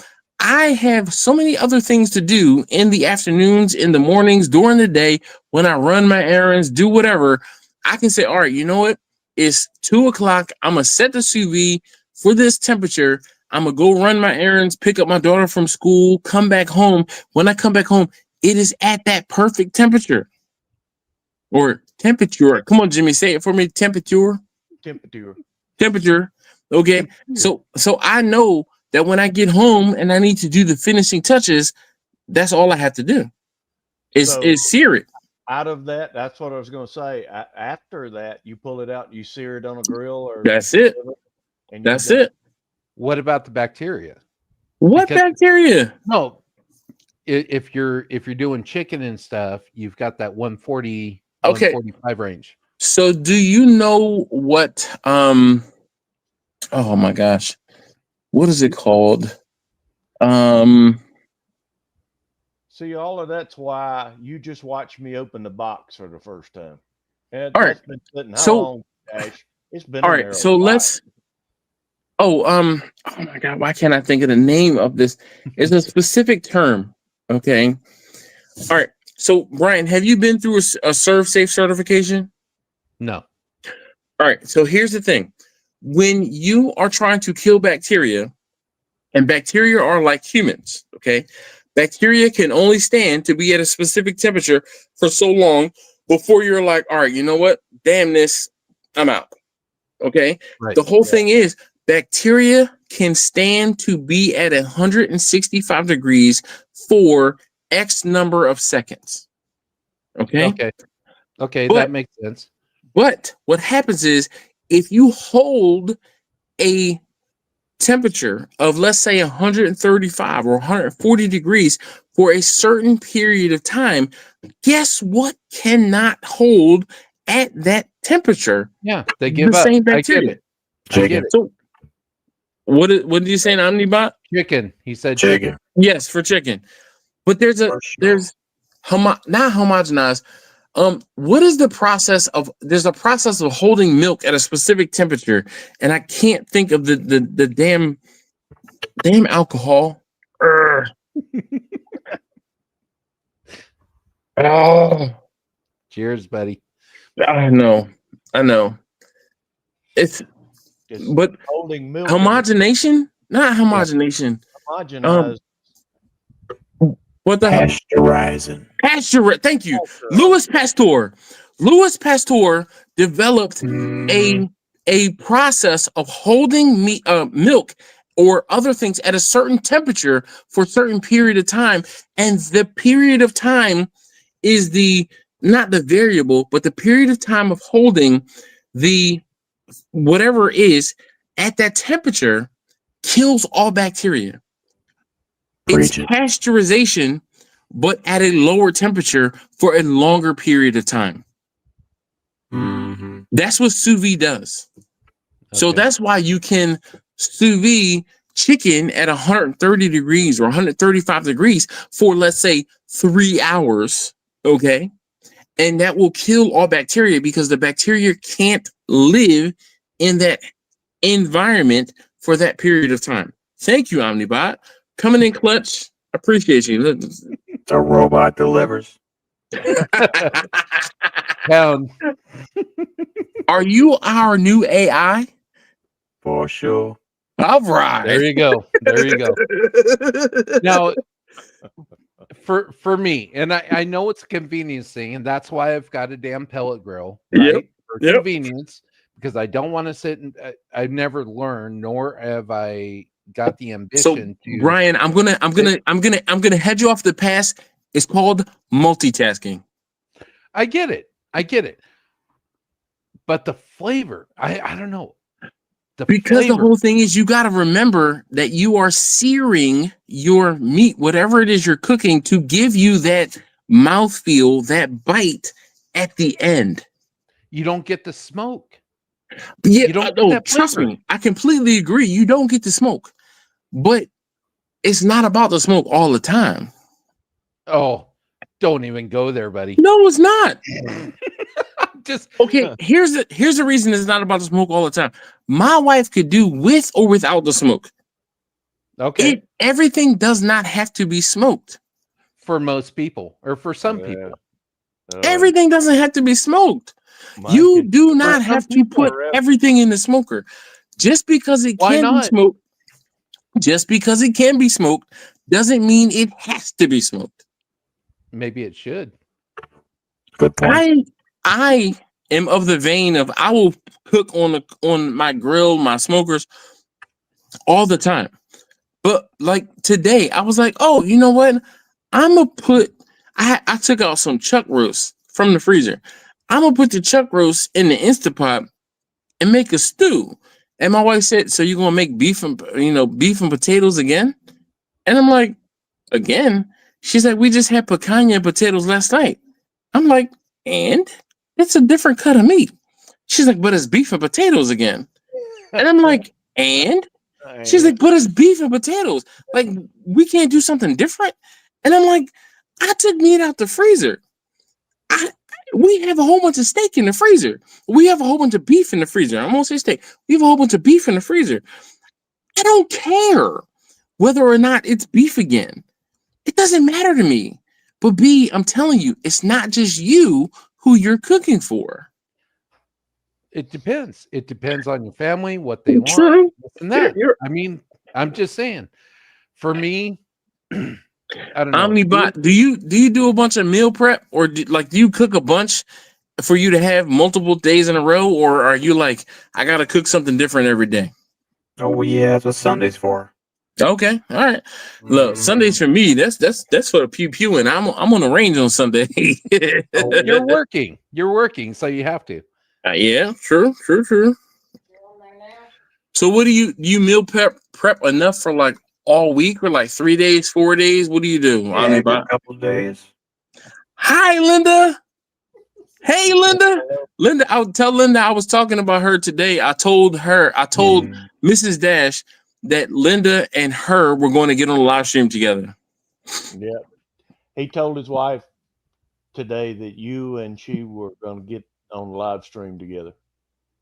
And that Linda had an open invite, so she better be ready for when Linda decides to accept the invite. Okay.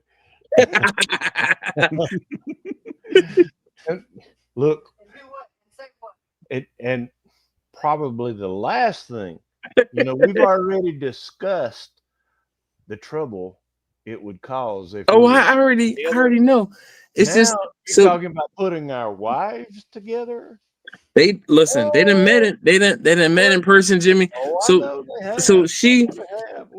Mrs. Dash asked me how you were doing today, and I said, "Oh, by the way, I talked to Jimmy's wife, and Jimmy, I gave her an open invite, and Jimmy, I said, this is what Jimmy was doing. Nope, nope, nope, nope, nope." Nope. Amen. We're not doing it. He's like, we're not doing that. We're not doing that. Jimmy's smarter than you know, bud. No, it's not that Jimmy's smarter. Jimmy has more time in. He's wait, not time in, time served. Yeah, time served. Jimmy has more than 40 years in on that account.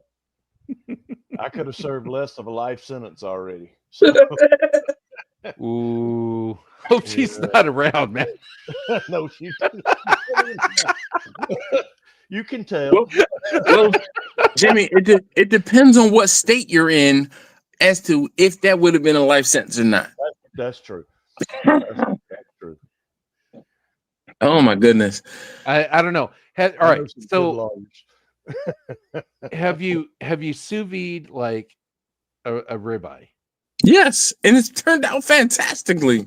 Really? I keep no. All right. Like that, and I'm like, okay. So all right. I know. Right? How can boiling a ribeye be so fantastic? It's not boiling, and that's the thing. All right, so hold on.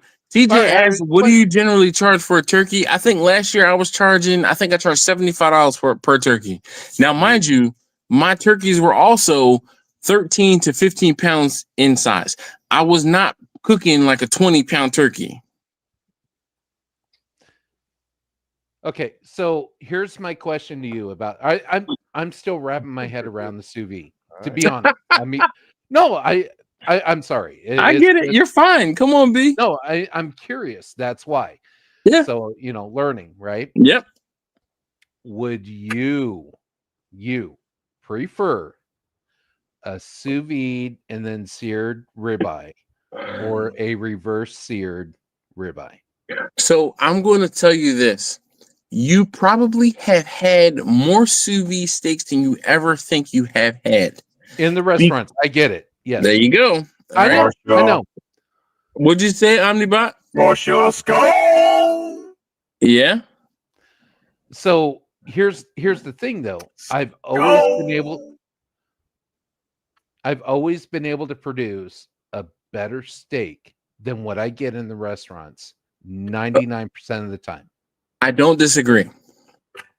And is that because it's sous vide? Maybe. No. Maybe. Sure. But so again, it's taking the guesswork out of. It's taking the labor out of. And you can do other things while the sous vide is happening, and all you have to do is finish it. And you can finish it in your own time. Yeah. I get it. I completely, because the picanha I did last night, I smoked it as opposed to putting it in the sous vide. I put it on the smoker, and I said, "This is the first time I've ever smoked picanha versus putting it in the sous vide." I didn't have enough time to prepare the sous vide. I seasoned it, and I said, "All right, you know what? I'm gonna put it on the sous vide." By the time I take a half an hour to go across town to go get my daughter, half an hour for me to come back home, it'll be an hour.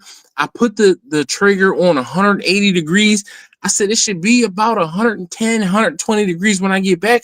I will open it up and I will sear it, and I will serve dinner, right? When I got home, it was at like 100 degrees. I'm like, ooh, okay. And mind you, it took me longer because she was supposed to be finished with her band at 5:30. She didn't stroll. When I say strolling, she didn't come strolling out of school until 5:46. And I'm like, yo, what are you doing? I got something on the cooker right now. I need to hurry up and get home. Like, what's going on? Right? Yeah. And she's just like, oh, I had to help clean up because she's in 8th grade and she is one of the I won't say majors, but she has a higher rank than some of the other folks in the band. So she has tasks to do. And I get it, right? But I'm like, yo, I got something else going on. I'm not trying to overcook this meat, right? Especially not picanha. You gotta have picanha perfectly. I've never had picanha. Oh my god, dude. Oh my god. Oh. Just saying. Just saying. You know what? Hold on. I'll be right back. Brian, you gotta go. Right? I'm sorry. You got I'm to just go. being honest. I'm just being honest. It's okay, Brian. That's two of us. It's a California thing. Oh, Yeah. This is some leftover from last night. that don't Okay. look too good. Oh hell, it's cold as hell. It's cold. Oh box man. I'm gonna be honest, my friend. Oh my god. This piece of picanha. Mm-mm. Mm-mm. Mm-mm. Mm-mm. Don't Now- lose your teeth. All right. Omnibot. Oh. Omnibot. Oh man. Mm. Mm-mm. So I'm assuming Omni, you're of the Latino Mm-mm. ethnicity? No. Steak and No? chicken. No, but I mean nationality wise. No. No? No. He's eating cold ass steak. Yeah. Okay. And it's fantastic. Good as guy. Hey, cold brisket, I love it. Yeah, I'm true. just saying. But Oh. for my family, the number one thing that I get requested, number one thing is al pastor, smoked. That's the number one thing that's requested from my family. Al pastor tacos.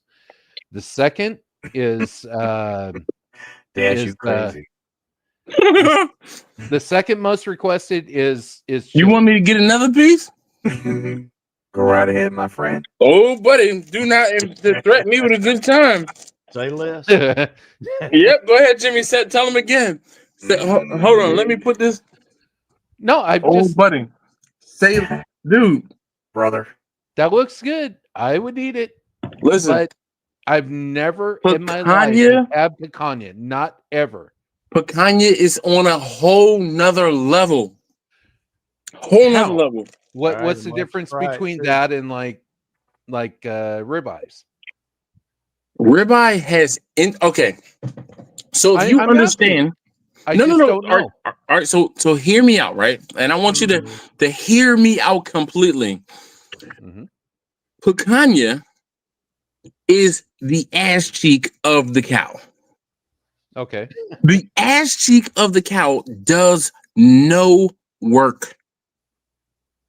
It is so tender. And guess what? The fat cap is literally the rump cap. It's the ass cheek of the cow. It is fantastic. It does no work. It just sits and hangs out. So if you know the difference between a muscle of locomotion versus a muscle of non-locomotion, the rump cap is more tender than a tenderloin or filet mignon. And the difference between a filet mignon and the picanha is there's fat on top of this. There's no fat on the tenderloin. Okay. So the tenderest tenderloin is as good as picanha, but it has fat on top. Fat is flavor. Right. Yo, do yourself a favor I'm and gonna have to get try it. yourself some of this. Okay, Gonna have to try it. even cold, it's fan-fucking-tastic. All I've ever seen people do is on a Santa Maria with picanha. It's okay there, but it's not necessary.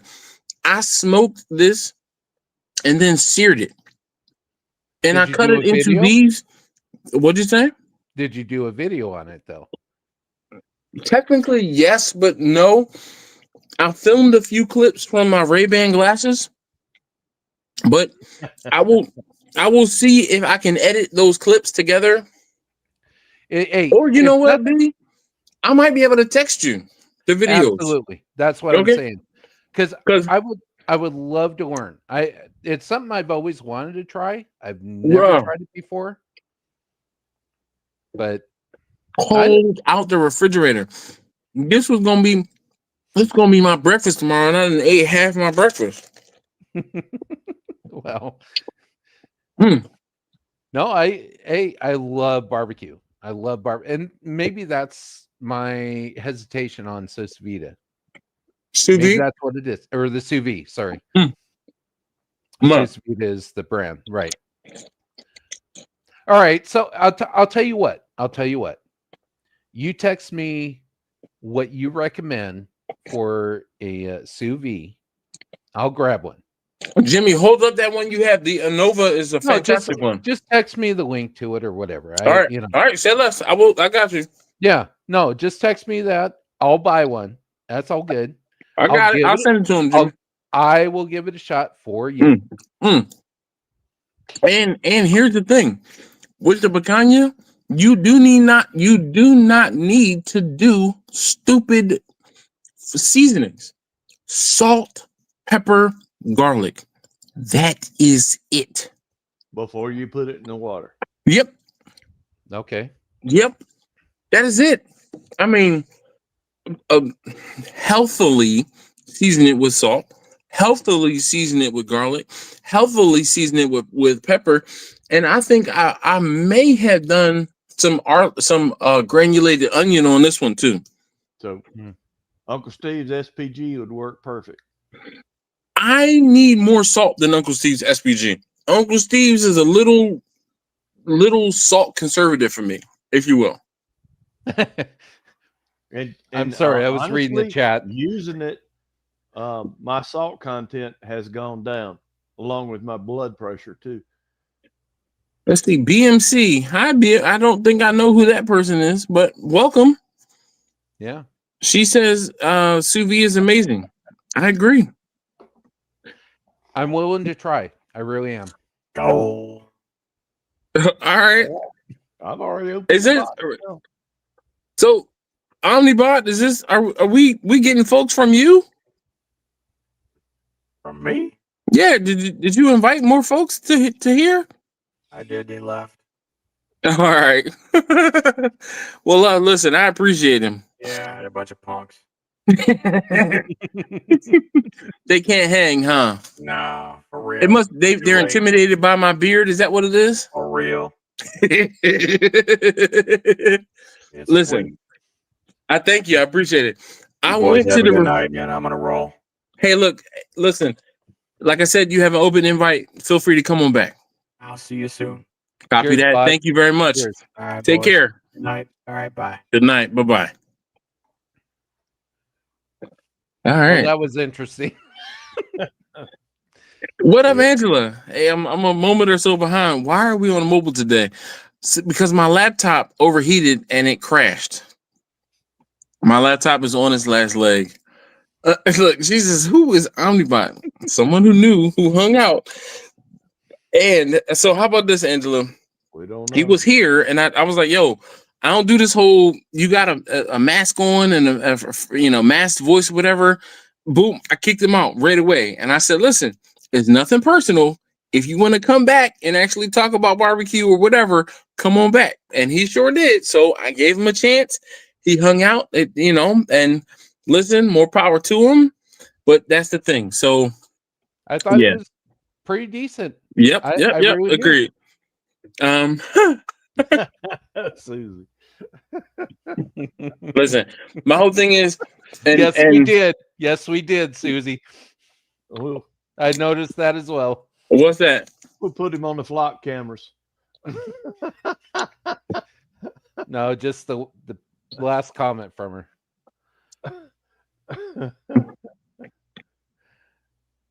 Now I got freaking picanha in my teeth. I'm like, oh, I hate that. All right. No. Now I'm like Brian. I've never had picanha. Oh my god! We will definitely go look it You up. Now, that's do I have to cook picanha sous vide No, you don't. my first time? No, you don't. So, Okay. all right, all right, all right.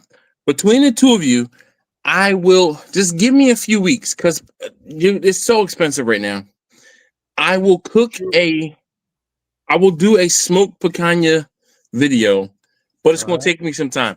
Like it might be, and especially seeing as how I cooked it just yesterday, I can't cook it again for another couple weeks. right.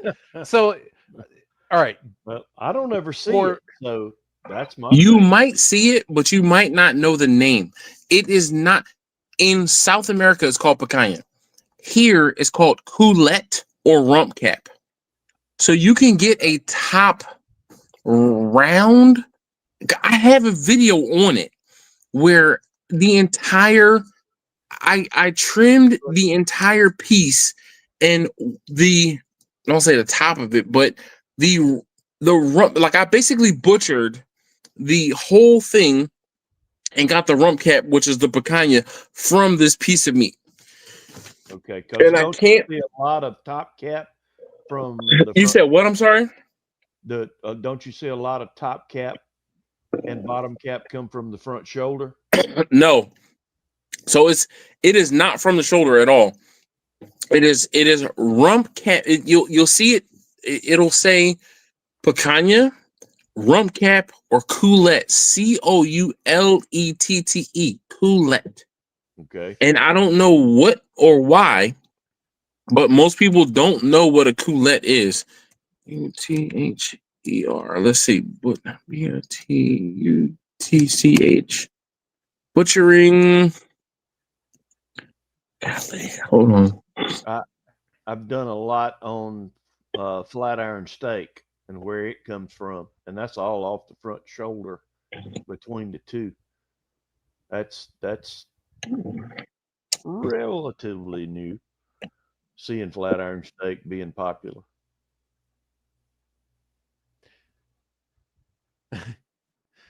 I've never cooked on a Weber either. That's probably gonna blow most of you away. Oh, listen, you I- got to I'm catch a sorry. Weber on sale and go I on a I Weber, have Brian. I won a Weber on 4th of July. I just haven't. I've never cooked on it, so I've kind of started to look into Do a it. But 2-zone fire and let it go. Bruh. I know. I'm sheltered.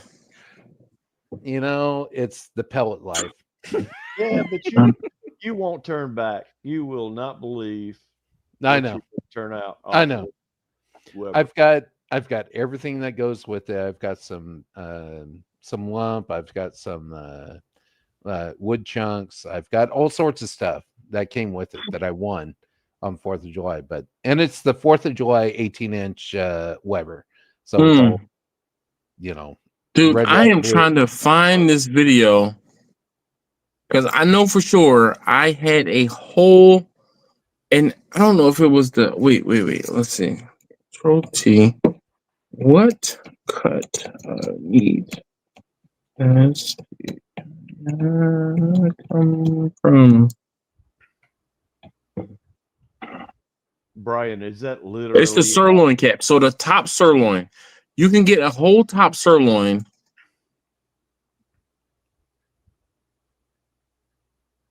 Oh boy. Now look, if we're gonna have to break the whole sirloin down, you're gonna How have to to do cut? Yes. So the video is called "How to Cut the Picanha from the Top Round." Okay. And when I say this video is from it's a long time ago. It was a long time ago. That's a Restaurant Depot buy, not something. Yes. And yo, listen, Jimmy, I still had hair on my head and very few grays in my beard. It was from 7 years ago. Okay. Oh wow. 7 years ago. And the whole thing was I did not. Hold on, let's see. A piece, and I'm going to actually cut a piece of the picanha, and I'm all right. So we're gonna, since I have this here, we're gonna boom, make this bigger, and let's flip my camera if I can figure out how to do that. Oh no, not that. Damn it. Just copy the link, put it on. Or we go I to can't copy the link because it's on my. Well, look, I could. He's on his phone, not his computer. Yeah. Frustrating. Okay, well, I know what the name of it is. Hold on, let's see if I can do this. Can you guys still hear me? Yeah. All right, got good. All right, so The video's frozen, but we hear you. Not now. We don't. So cooking with Steven and Jacqueline. Yeah, what? I'm living on Trinidad and I'm living in Trinidad and I'm cooking on. I know. I'm sorry. I've all right, how about now? never- Am I back? Yeah, we you- got you. you got All it. right, look at that. Oh, there it is. Your homework is to look at that Whoop. video. There it is.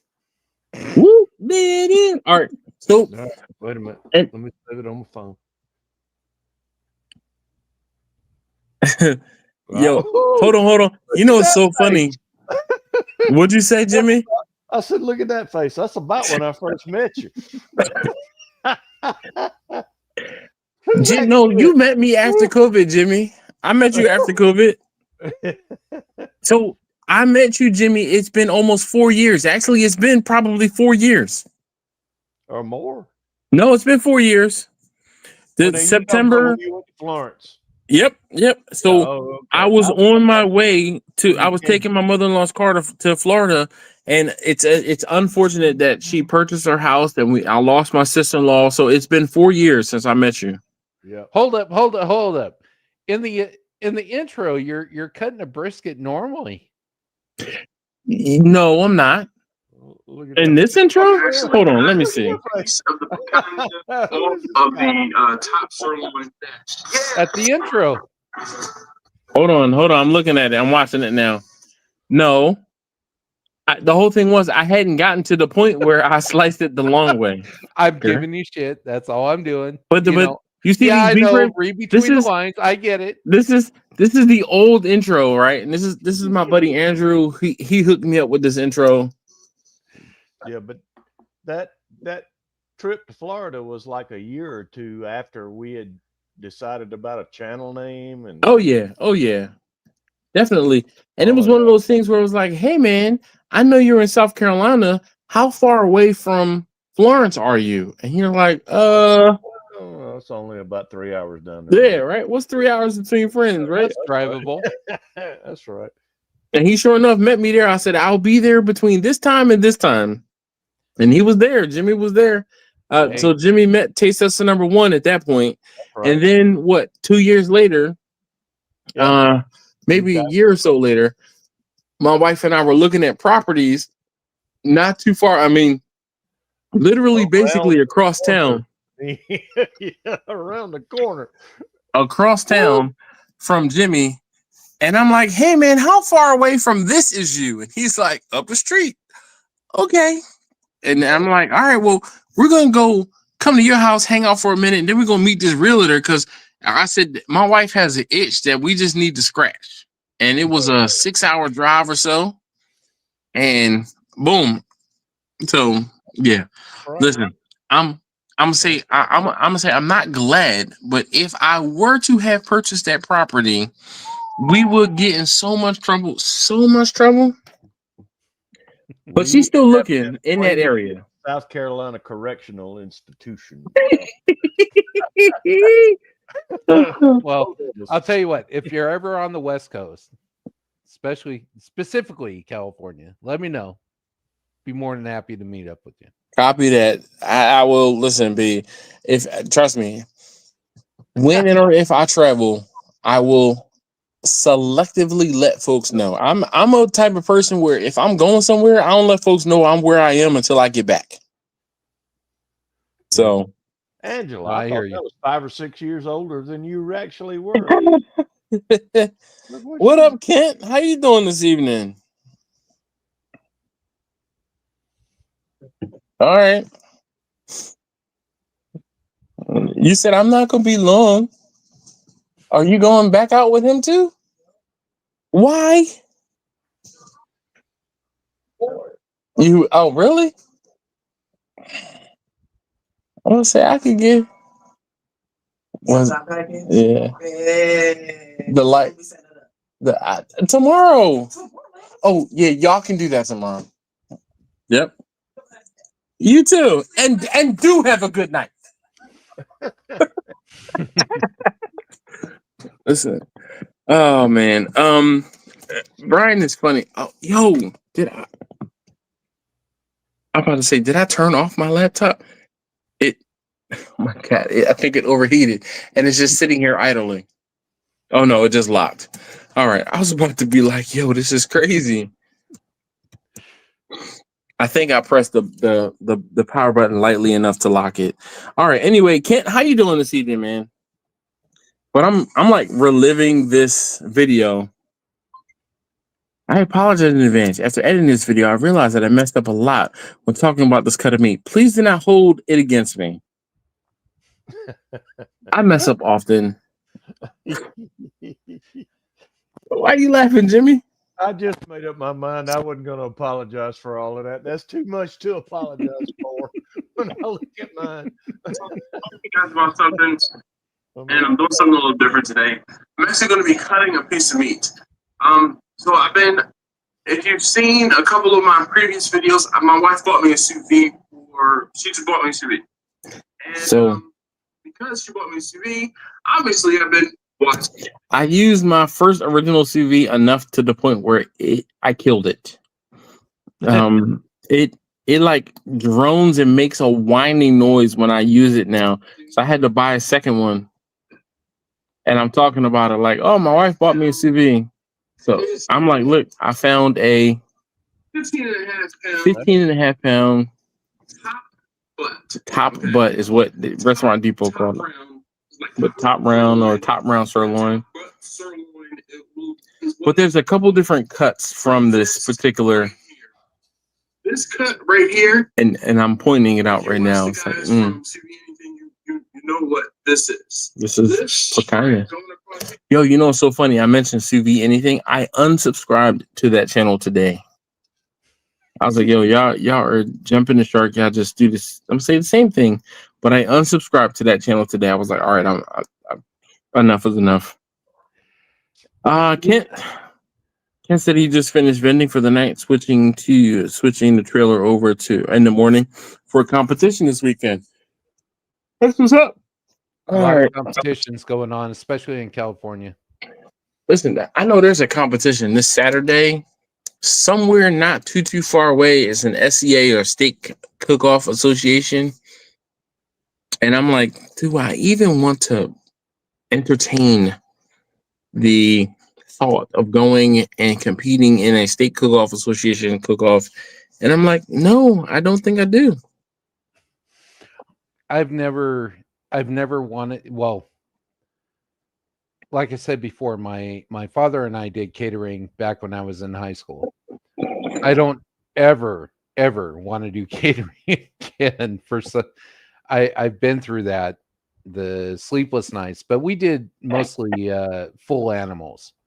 So it was a big prep. You're prepping the whole night, and it was just a big whole. Did you do pigs, or you did like pigs, lambs, goats? Pigs, lambs, goats, for the most part, right? And with the barbecue that my dad had custom made, we could put 2 animals on at the same time. Really? So it was a 2.5-inch stainless steel skewer that went across 8 feet long, and it had a 3/4 horse motor that rotisserie. Yeah, right. And it was a cabinet style, and it was charcoal on the bottom. Mm-hmm. And we also had 48 skewers that we could put on at the same time, all gear driven with a chain.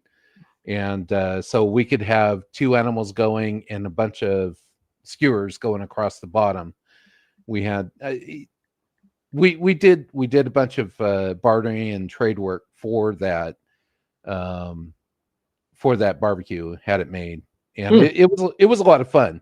It had doors so you can keep the smoke in. Had all the dampers and stuff, but yeah, it was a lot of fun. But once again, just the prep and the cleanup was just insane.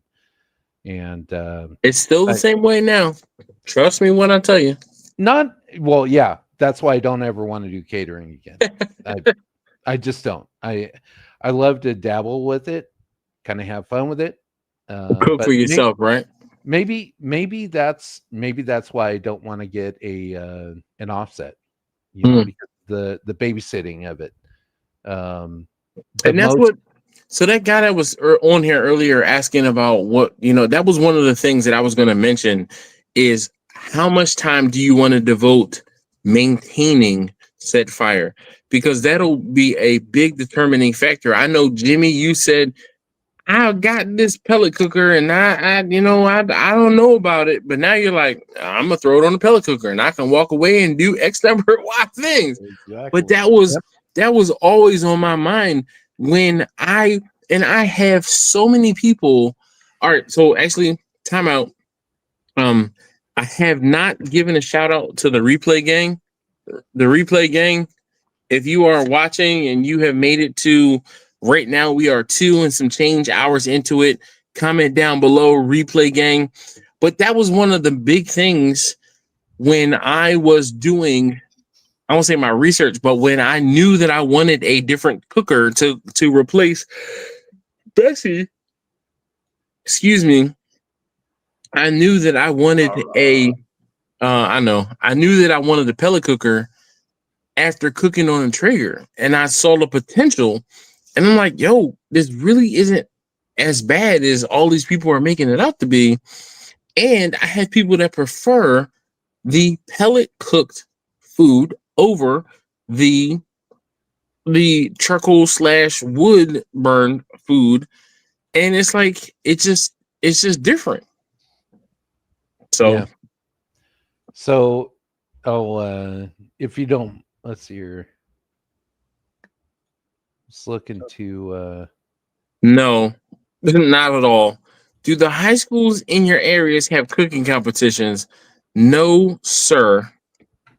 George says he's still here. George, why haven't you joined us, dog? Like, what are you doing? So has Kent retired and he's just cooking? I don't know. I don't think he's retired. I see a lot of his stuff, but have you retired, Kent? Is that you're just cooking now, doing food? You're not doing the other thing? I don't think he has. Maybe he cut back his hours, or he works early enough where, because I know that's how I was doing. I work early enough where I can do my barbecue later in the day. So the image I've I don't know if you could see it or not, but the image I threw up, that was 20 years ago. I don't know if it's in your StreamYard, but let's figure out. Me and my dad and the barbecue are behind us. I don't know how to get to the private chat. I don't think it's in the private chat. It's on my profile, I guess. No, I didn't see anything. It's just send me a text message, Brian. A little later, maybe. Not right now, because I'm on my phone.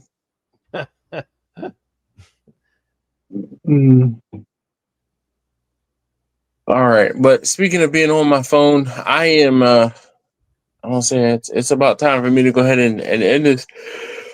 I do need to get up early tomorrow, and I am, like I said, seriously contemplating going up to the drag races. Jimmy, what do you think? Should I go? Of course. All right. You know who 1320 Video is, Jimmy, right? Oh, yeah. Yep.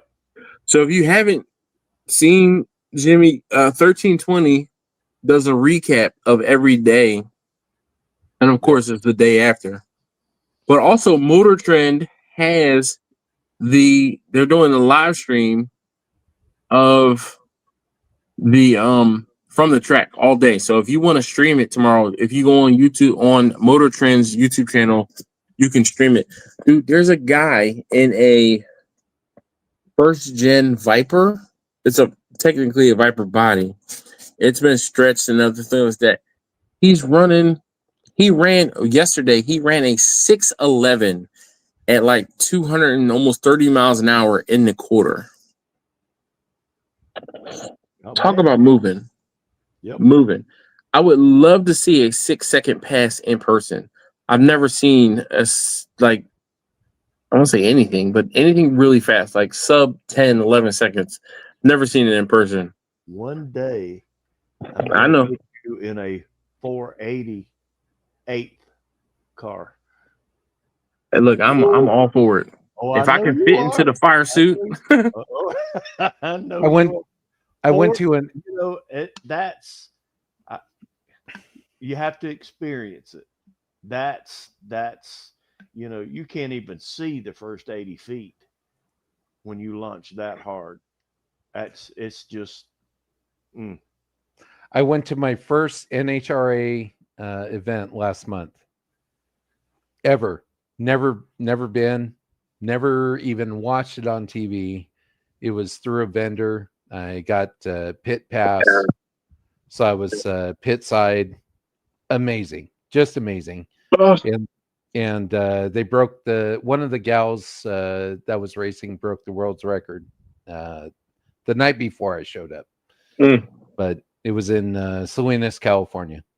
Yeah, I remember you were saying about that before, and I looked it up to see and it was like it was like 5 seconds, somewhere in the fives.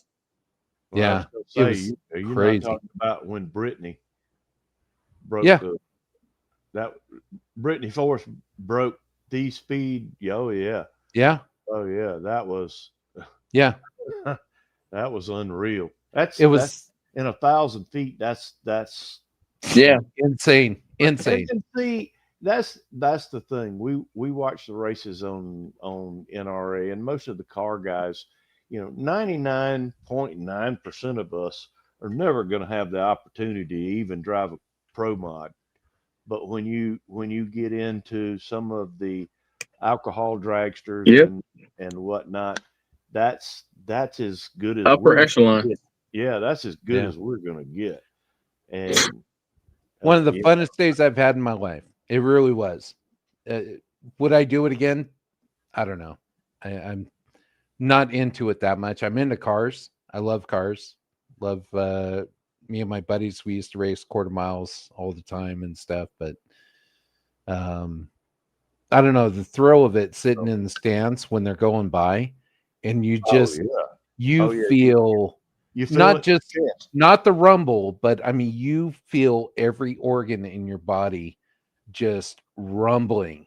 It's not just. I don't see the problem, Brian. What do you? No, I know it's to be experienced. It's to be experienced, and that is exactly why I'm like, you know what? They're an hour away. I'm gonna go and be there. I that's what I feel like I want to go do tomorrow.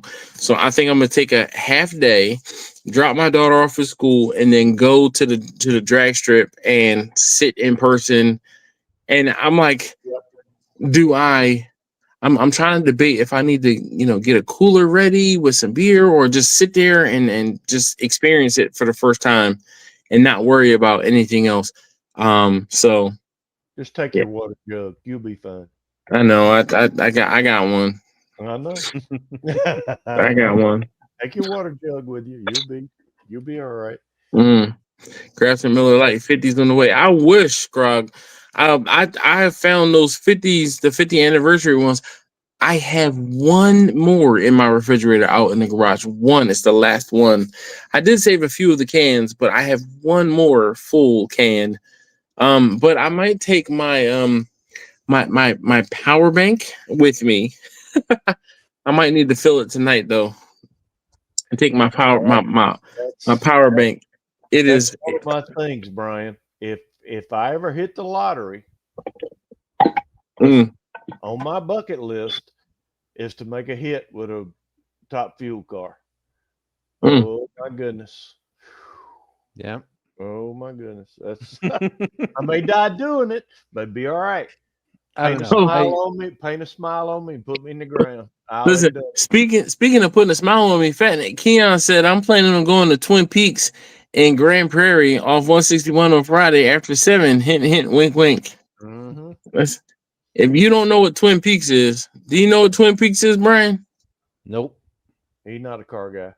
No. That's Pikes Peak, I know. but Twin Peaks is like Hooters. Yep. Okay. Doesn't count.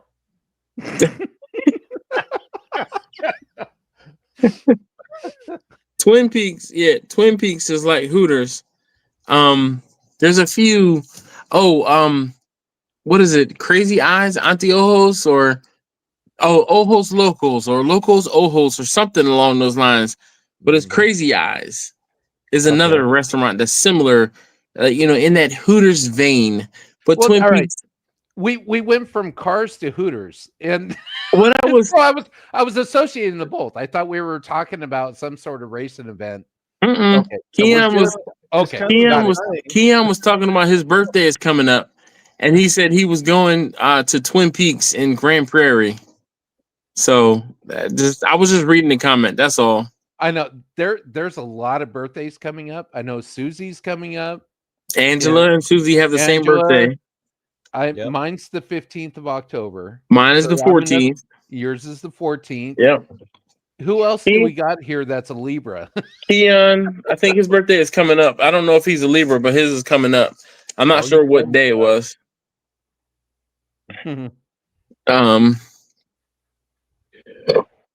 Kent says Twin Peaks is a modern day Hooters. He said not that he would know. Angela says she's driven up the real Pikes Peak in Colorado. Well, forget you, okay? Because I haven't done that. I mean, I've driven on Mulholland Drive and Sunset Boulevard, and yeah, all throughout the Palisades, but never been to Pikes Peak yet. Grumpus says Ojos Locos. He says this is watering hole. I'm looking to see if there's one around me. Nope. They're in Texas. Twin Peaks around here. If the parking lot's not loaded with bikes, it's loaded with cars. Okay. See here. Huh. More cars than bikes usually. That's what's up. Yeah, I know, right? I mean, you can spend as much time in the parking lot on the weekends as you can in the store. Yeah. Yep. Oogling both, right? Exactly.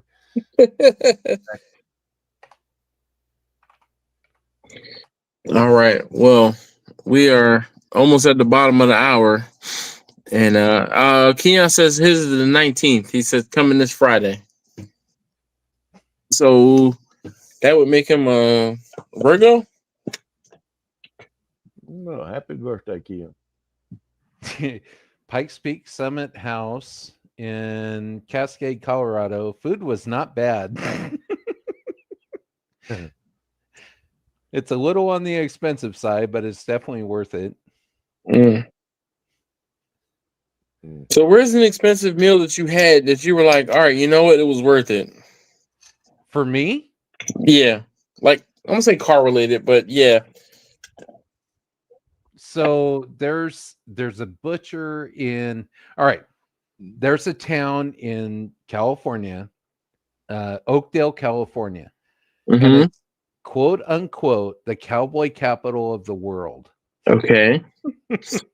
That's anyway. Their claim to fame, their moniker. Right.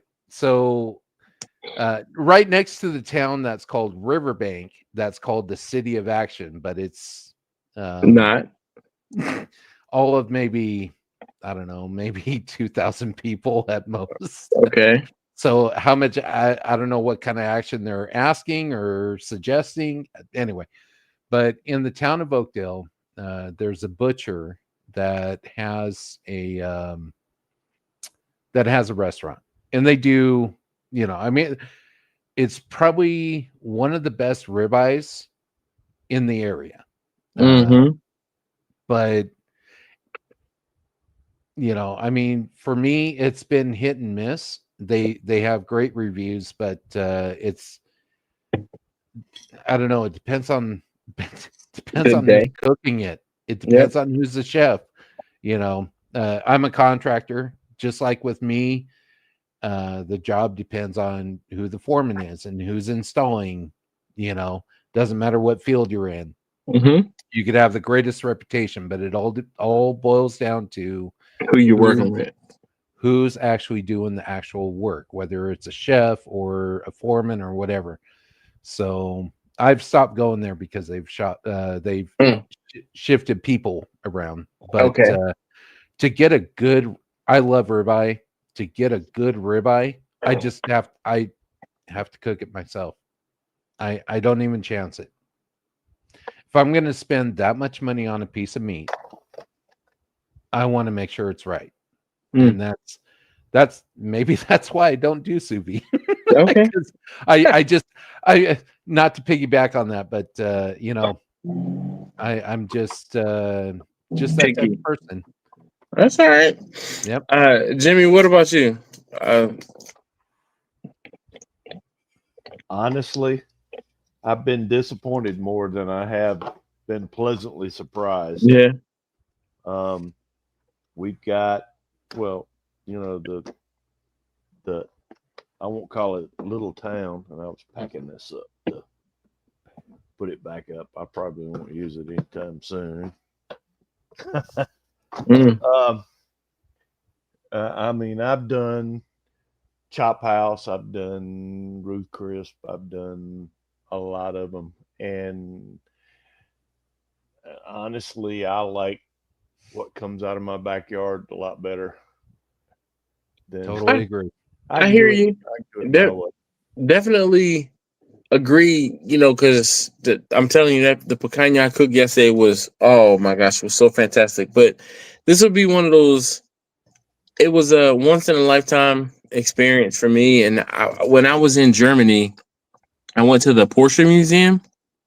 Yeah. And I sat and had lunch in the Porsche Museum, overlooking the triple spear or spire, as they said, there was like a 956, a 911, and then another vehicle like in the city center of Stuttgart, Germany. And the view, the food was pretty darn good. Okay. I mean, mind you, for myself, it might have been $100, $150 meal. But that to me was like, it was a bucket list trip. It was a bucket list venue. And it was that meal was, I mean, I've cooked some phenomenal things. And this picanha that needs to go back in the refrigerator because it's sitting here is so damn good. But the experience on top of the thing that I had to eat. Ambiance.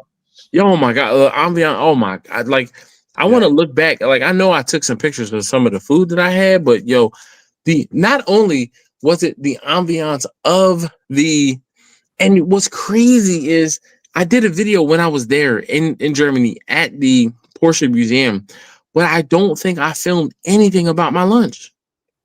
Now that I think about it, I mean, I don't even know if I took pictures of it, but it was phenomenal. The drive to the Porsche Museum, the drive from the Porsche Museum, the drive all over Germany was like, it was an experience. And I vividly remember how I felt 8 years later, and the one car of Porsche that I've always wanted to see in person is the 959. That's the one car that I've always wanted to see. Which model was the 959? Is that It like was one of the racing cars? back in the it was banned from the US. It was banned from the US. So because it was I don't know. I don't know why. I was in high school at the time. We're talking back in the 80s. All right, so So hold on one second. No, not Instagram. Oh no. but that was the one vehicle of Porsche that I really Yeah. wanted to Which one, Brian? 959 959.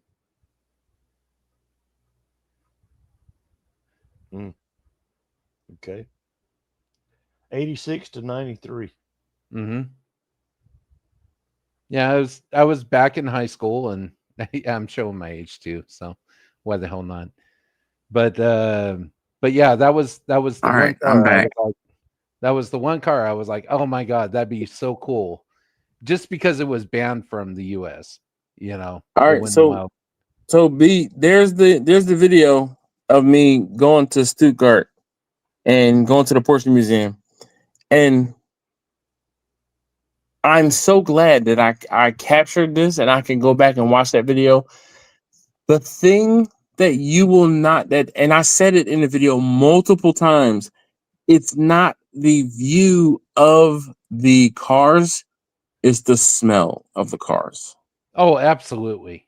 There, The yeah. alcohol, the rubber, the oils, all of those things that I smelt is like, man, it's crazy. Yeah. Like I would go back tomorrow. And actually my wife is going to Oh my Germany. god, that 718 is amazing. Wow. Sorry, Yep. I'm getting off topic. My bad. I'll look at this later. That's really cool. Where'd you go, Dash? Oh my gosh. There we go. I pressed back one too many times. Oh my god. I was like, oh no. Holy cow. I was pooping a brick there for a second. Oh my god. Anyway. All right, well look, fellas, thank you, Jimmy. Thank you, Brian. Omnibot. Oh my gosh. That was interesting. Susie, have a good evening. Angela, definitely be easy. Thank you for hanging out. George, let's see. So George asked a question and I didn't see it. So George says, have you ever gone to Fantasy Reef Buffet when it was in Harris Casino in Atlantic City? So you know what's crazy? My wife and I were in Atlantic City. I don't know. It had to been 7, 8 years ago. One, we didn't find much anything exciting in Atlantic City, and two, we went to a buffet. I couldn't tell you where we were, what hotel or casino we were in, but I went to a buffet, and it was pretty damn nice. Like the buffet was really nice, but it was some years ago. But yeah, I haven't been to Atlantic City in quite some time. All right, Steven says, see y'all and have a great upcoming weekend. He says, cheers. To you, brother Steve. Yes, indeed. Take great care. While I was out there, I should have grabbed the link for the video for tomorrow. But all right, here, let me grab the video for tomorrow. Great to see you, Ange.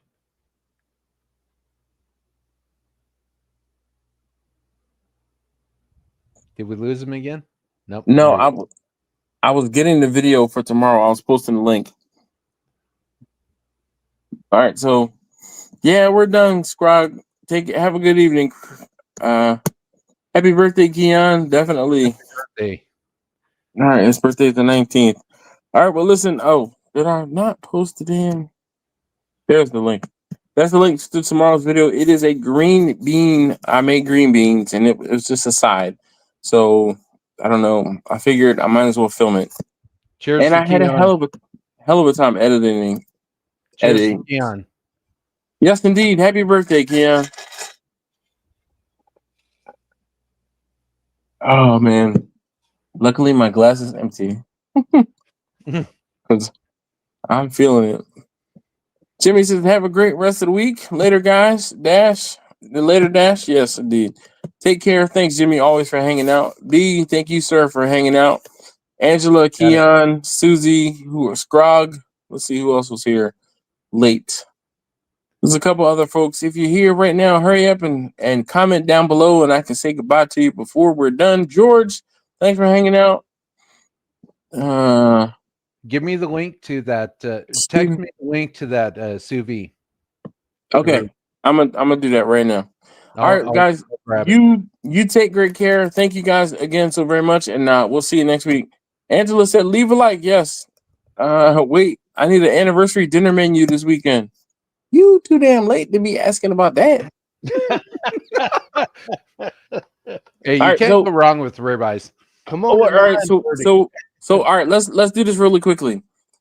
Dungeness crab, lobster, shrimp, steak, asparagus. What other vegetables should he have? Asparagus. We need something else. I hope that's at least 25th. Well, good luck. Oh, I missed it earlier. All right. I'm sorry. Susie said he did ask earlier, but there you go. Is that good enough? A ribeye, some Dungeness crabs. I'm not a big snow crab leg, so Dungeness is the way to go, in my opinion. Shrimp. Ooh, maybe some scallops. You can take it or leave it on the scallops. Lobster tail, shrimp, ribeye, and definitely some asparagus. You need some green. Maybe like some. I'm with Oh, Susie. salad. That'd be a good thing to have too. Angela said, "Not asparagus make your pee stink if you're getting down." Listen, asparagus pee is a thing, okay? And not. But did you know? Just like not everyone can roll their tongue into a oval or a circle. Yep. Not everyone can smell asparagus, or not everyone has stinky asparagus pee. Really? Yes, it is. I had no idea. Yep. Eat pineapple, just eat pineapple. You still Jimmy said on that bombshell, we're going to end it here. Thank you so very much, B. Thank you so very much, Jimmy. It was great talking with everybody. Look, Scrog says white asparagus, not so much. Look, so see, and look, Angela said I can't roll my tongue, but her daughter can. I'm telling you, it is a thing. Asparagus pee is one of those traits that not everyone can do. Not everyone can smell asparagus pee. You just want to agitate the chat, just before you shut it down, right? Nah, I don't want to agitate the chat. I mean, look, Susie's funny. So listen, I can roll my tongue and smell asparagus pee. Bing. I'm sure there are people here who cannot do both or either. I expect banana pudding, Susie. I'm just saying. I earned that one. All right. Well, B, if I don't send you the link, or B, do me a favor right now. Send me a text message that says send me the link, because I'm getting ready to lay down because I'm tired, and I will send it in the morning. I'll bug you tomorrow. Don't worry. All right. Take care, man. All right. Take care, guys. Thank you again. We'll do this again next week. Bye-bye. See ya.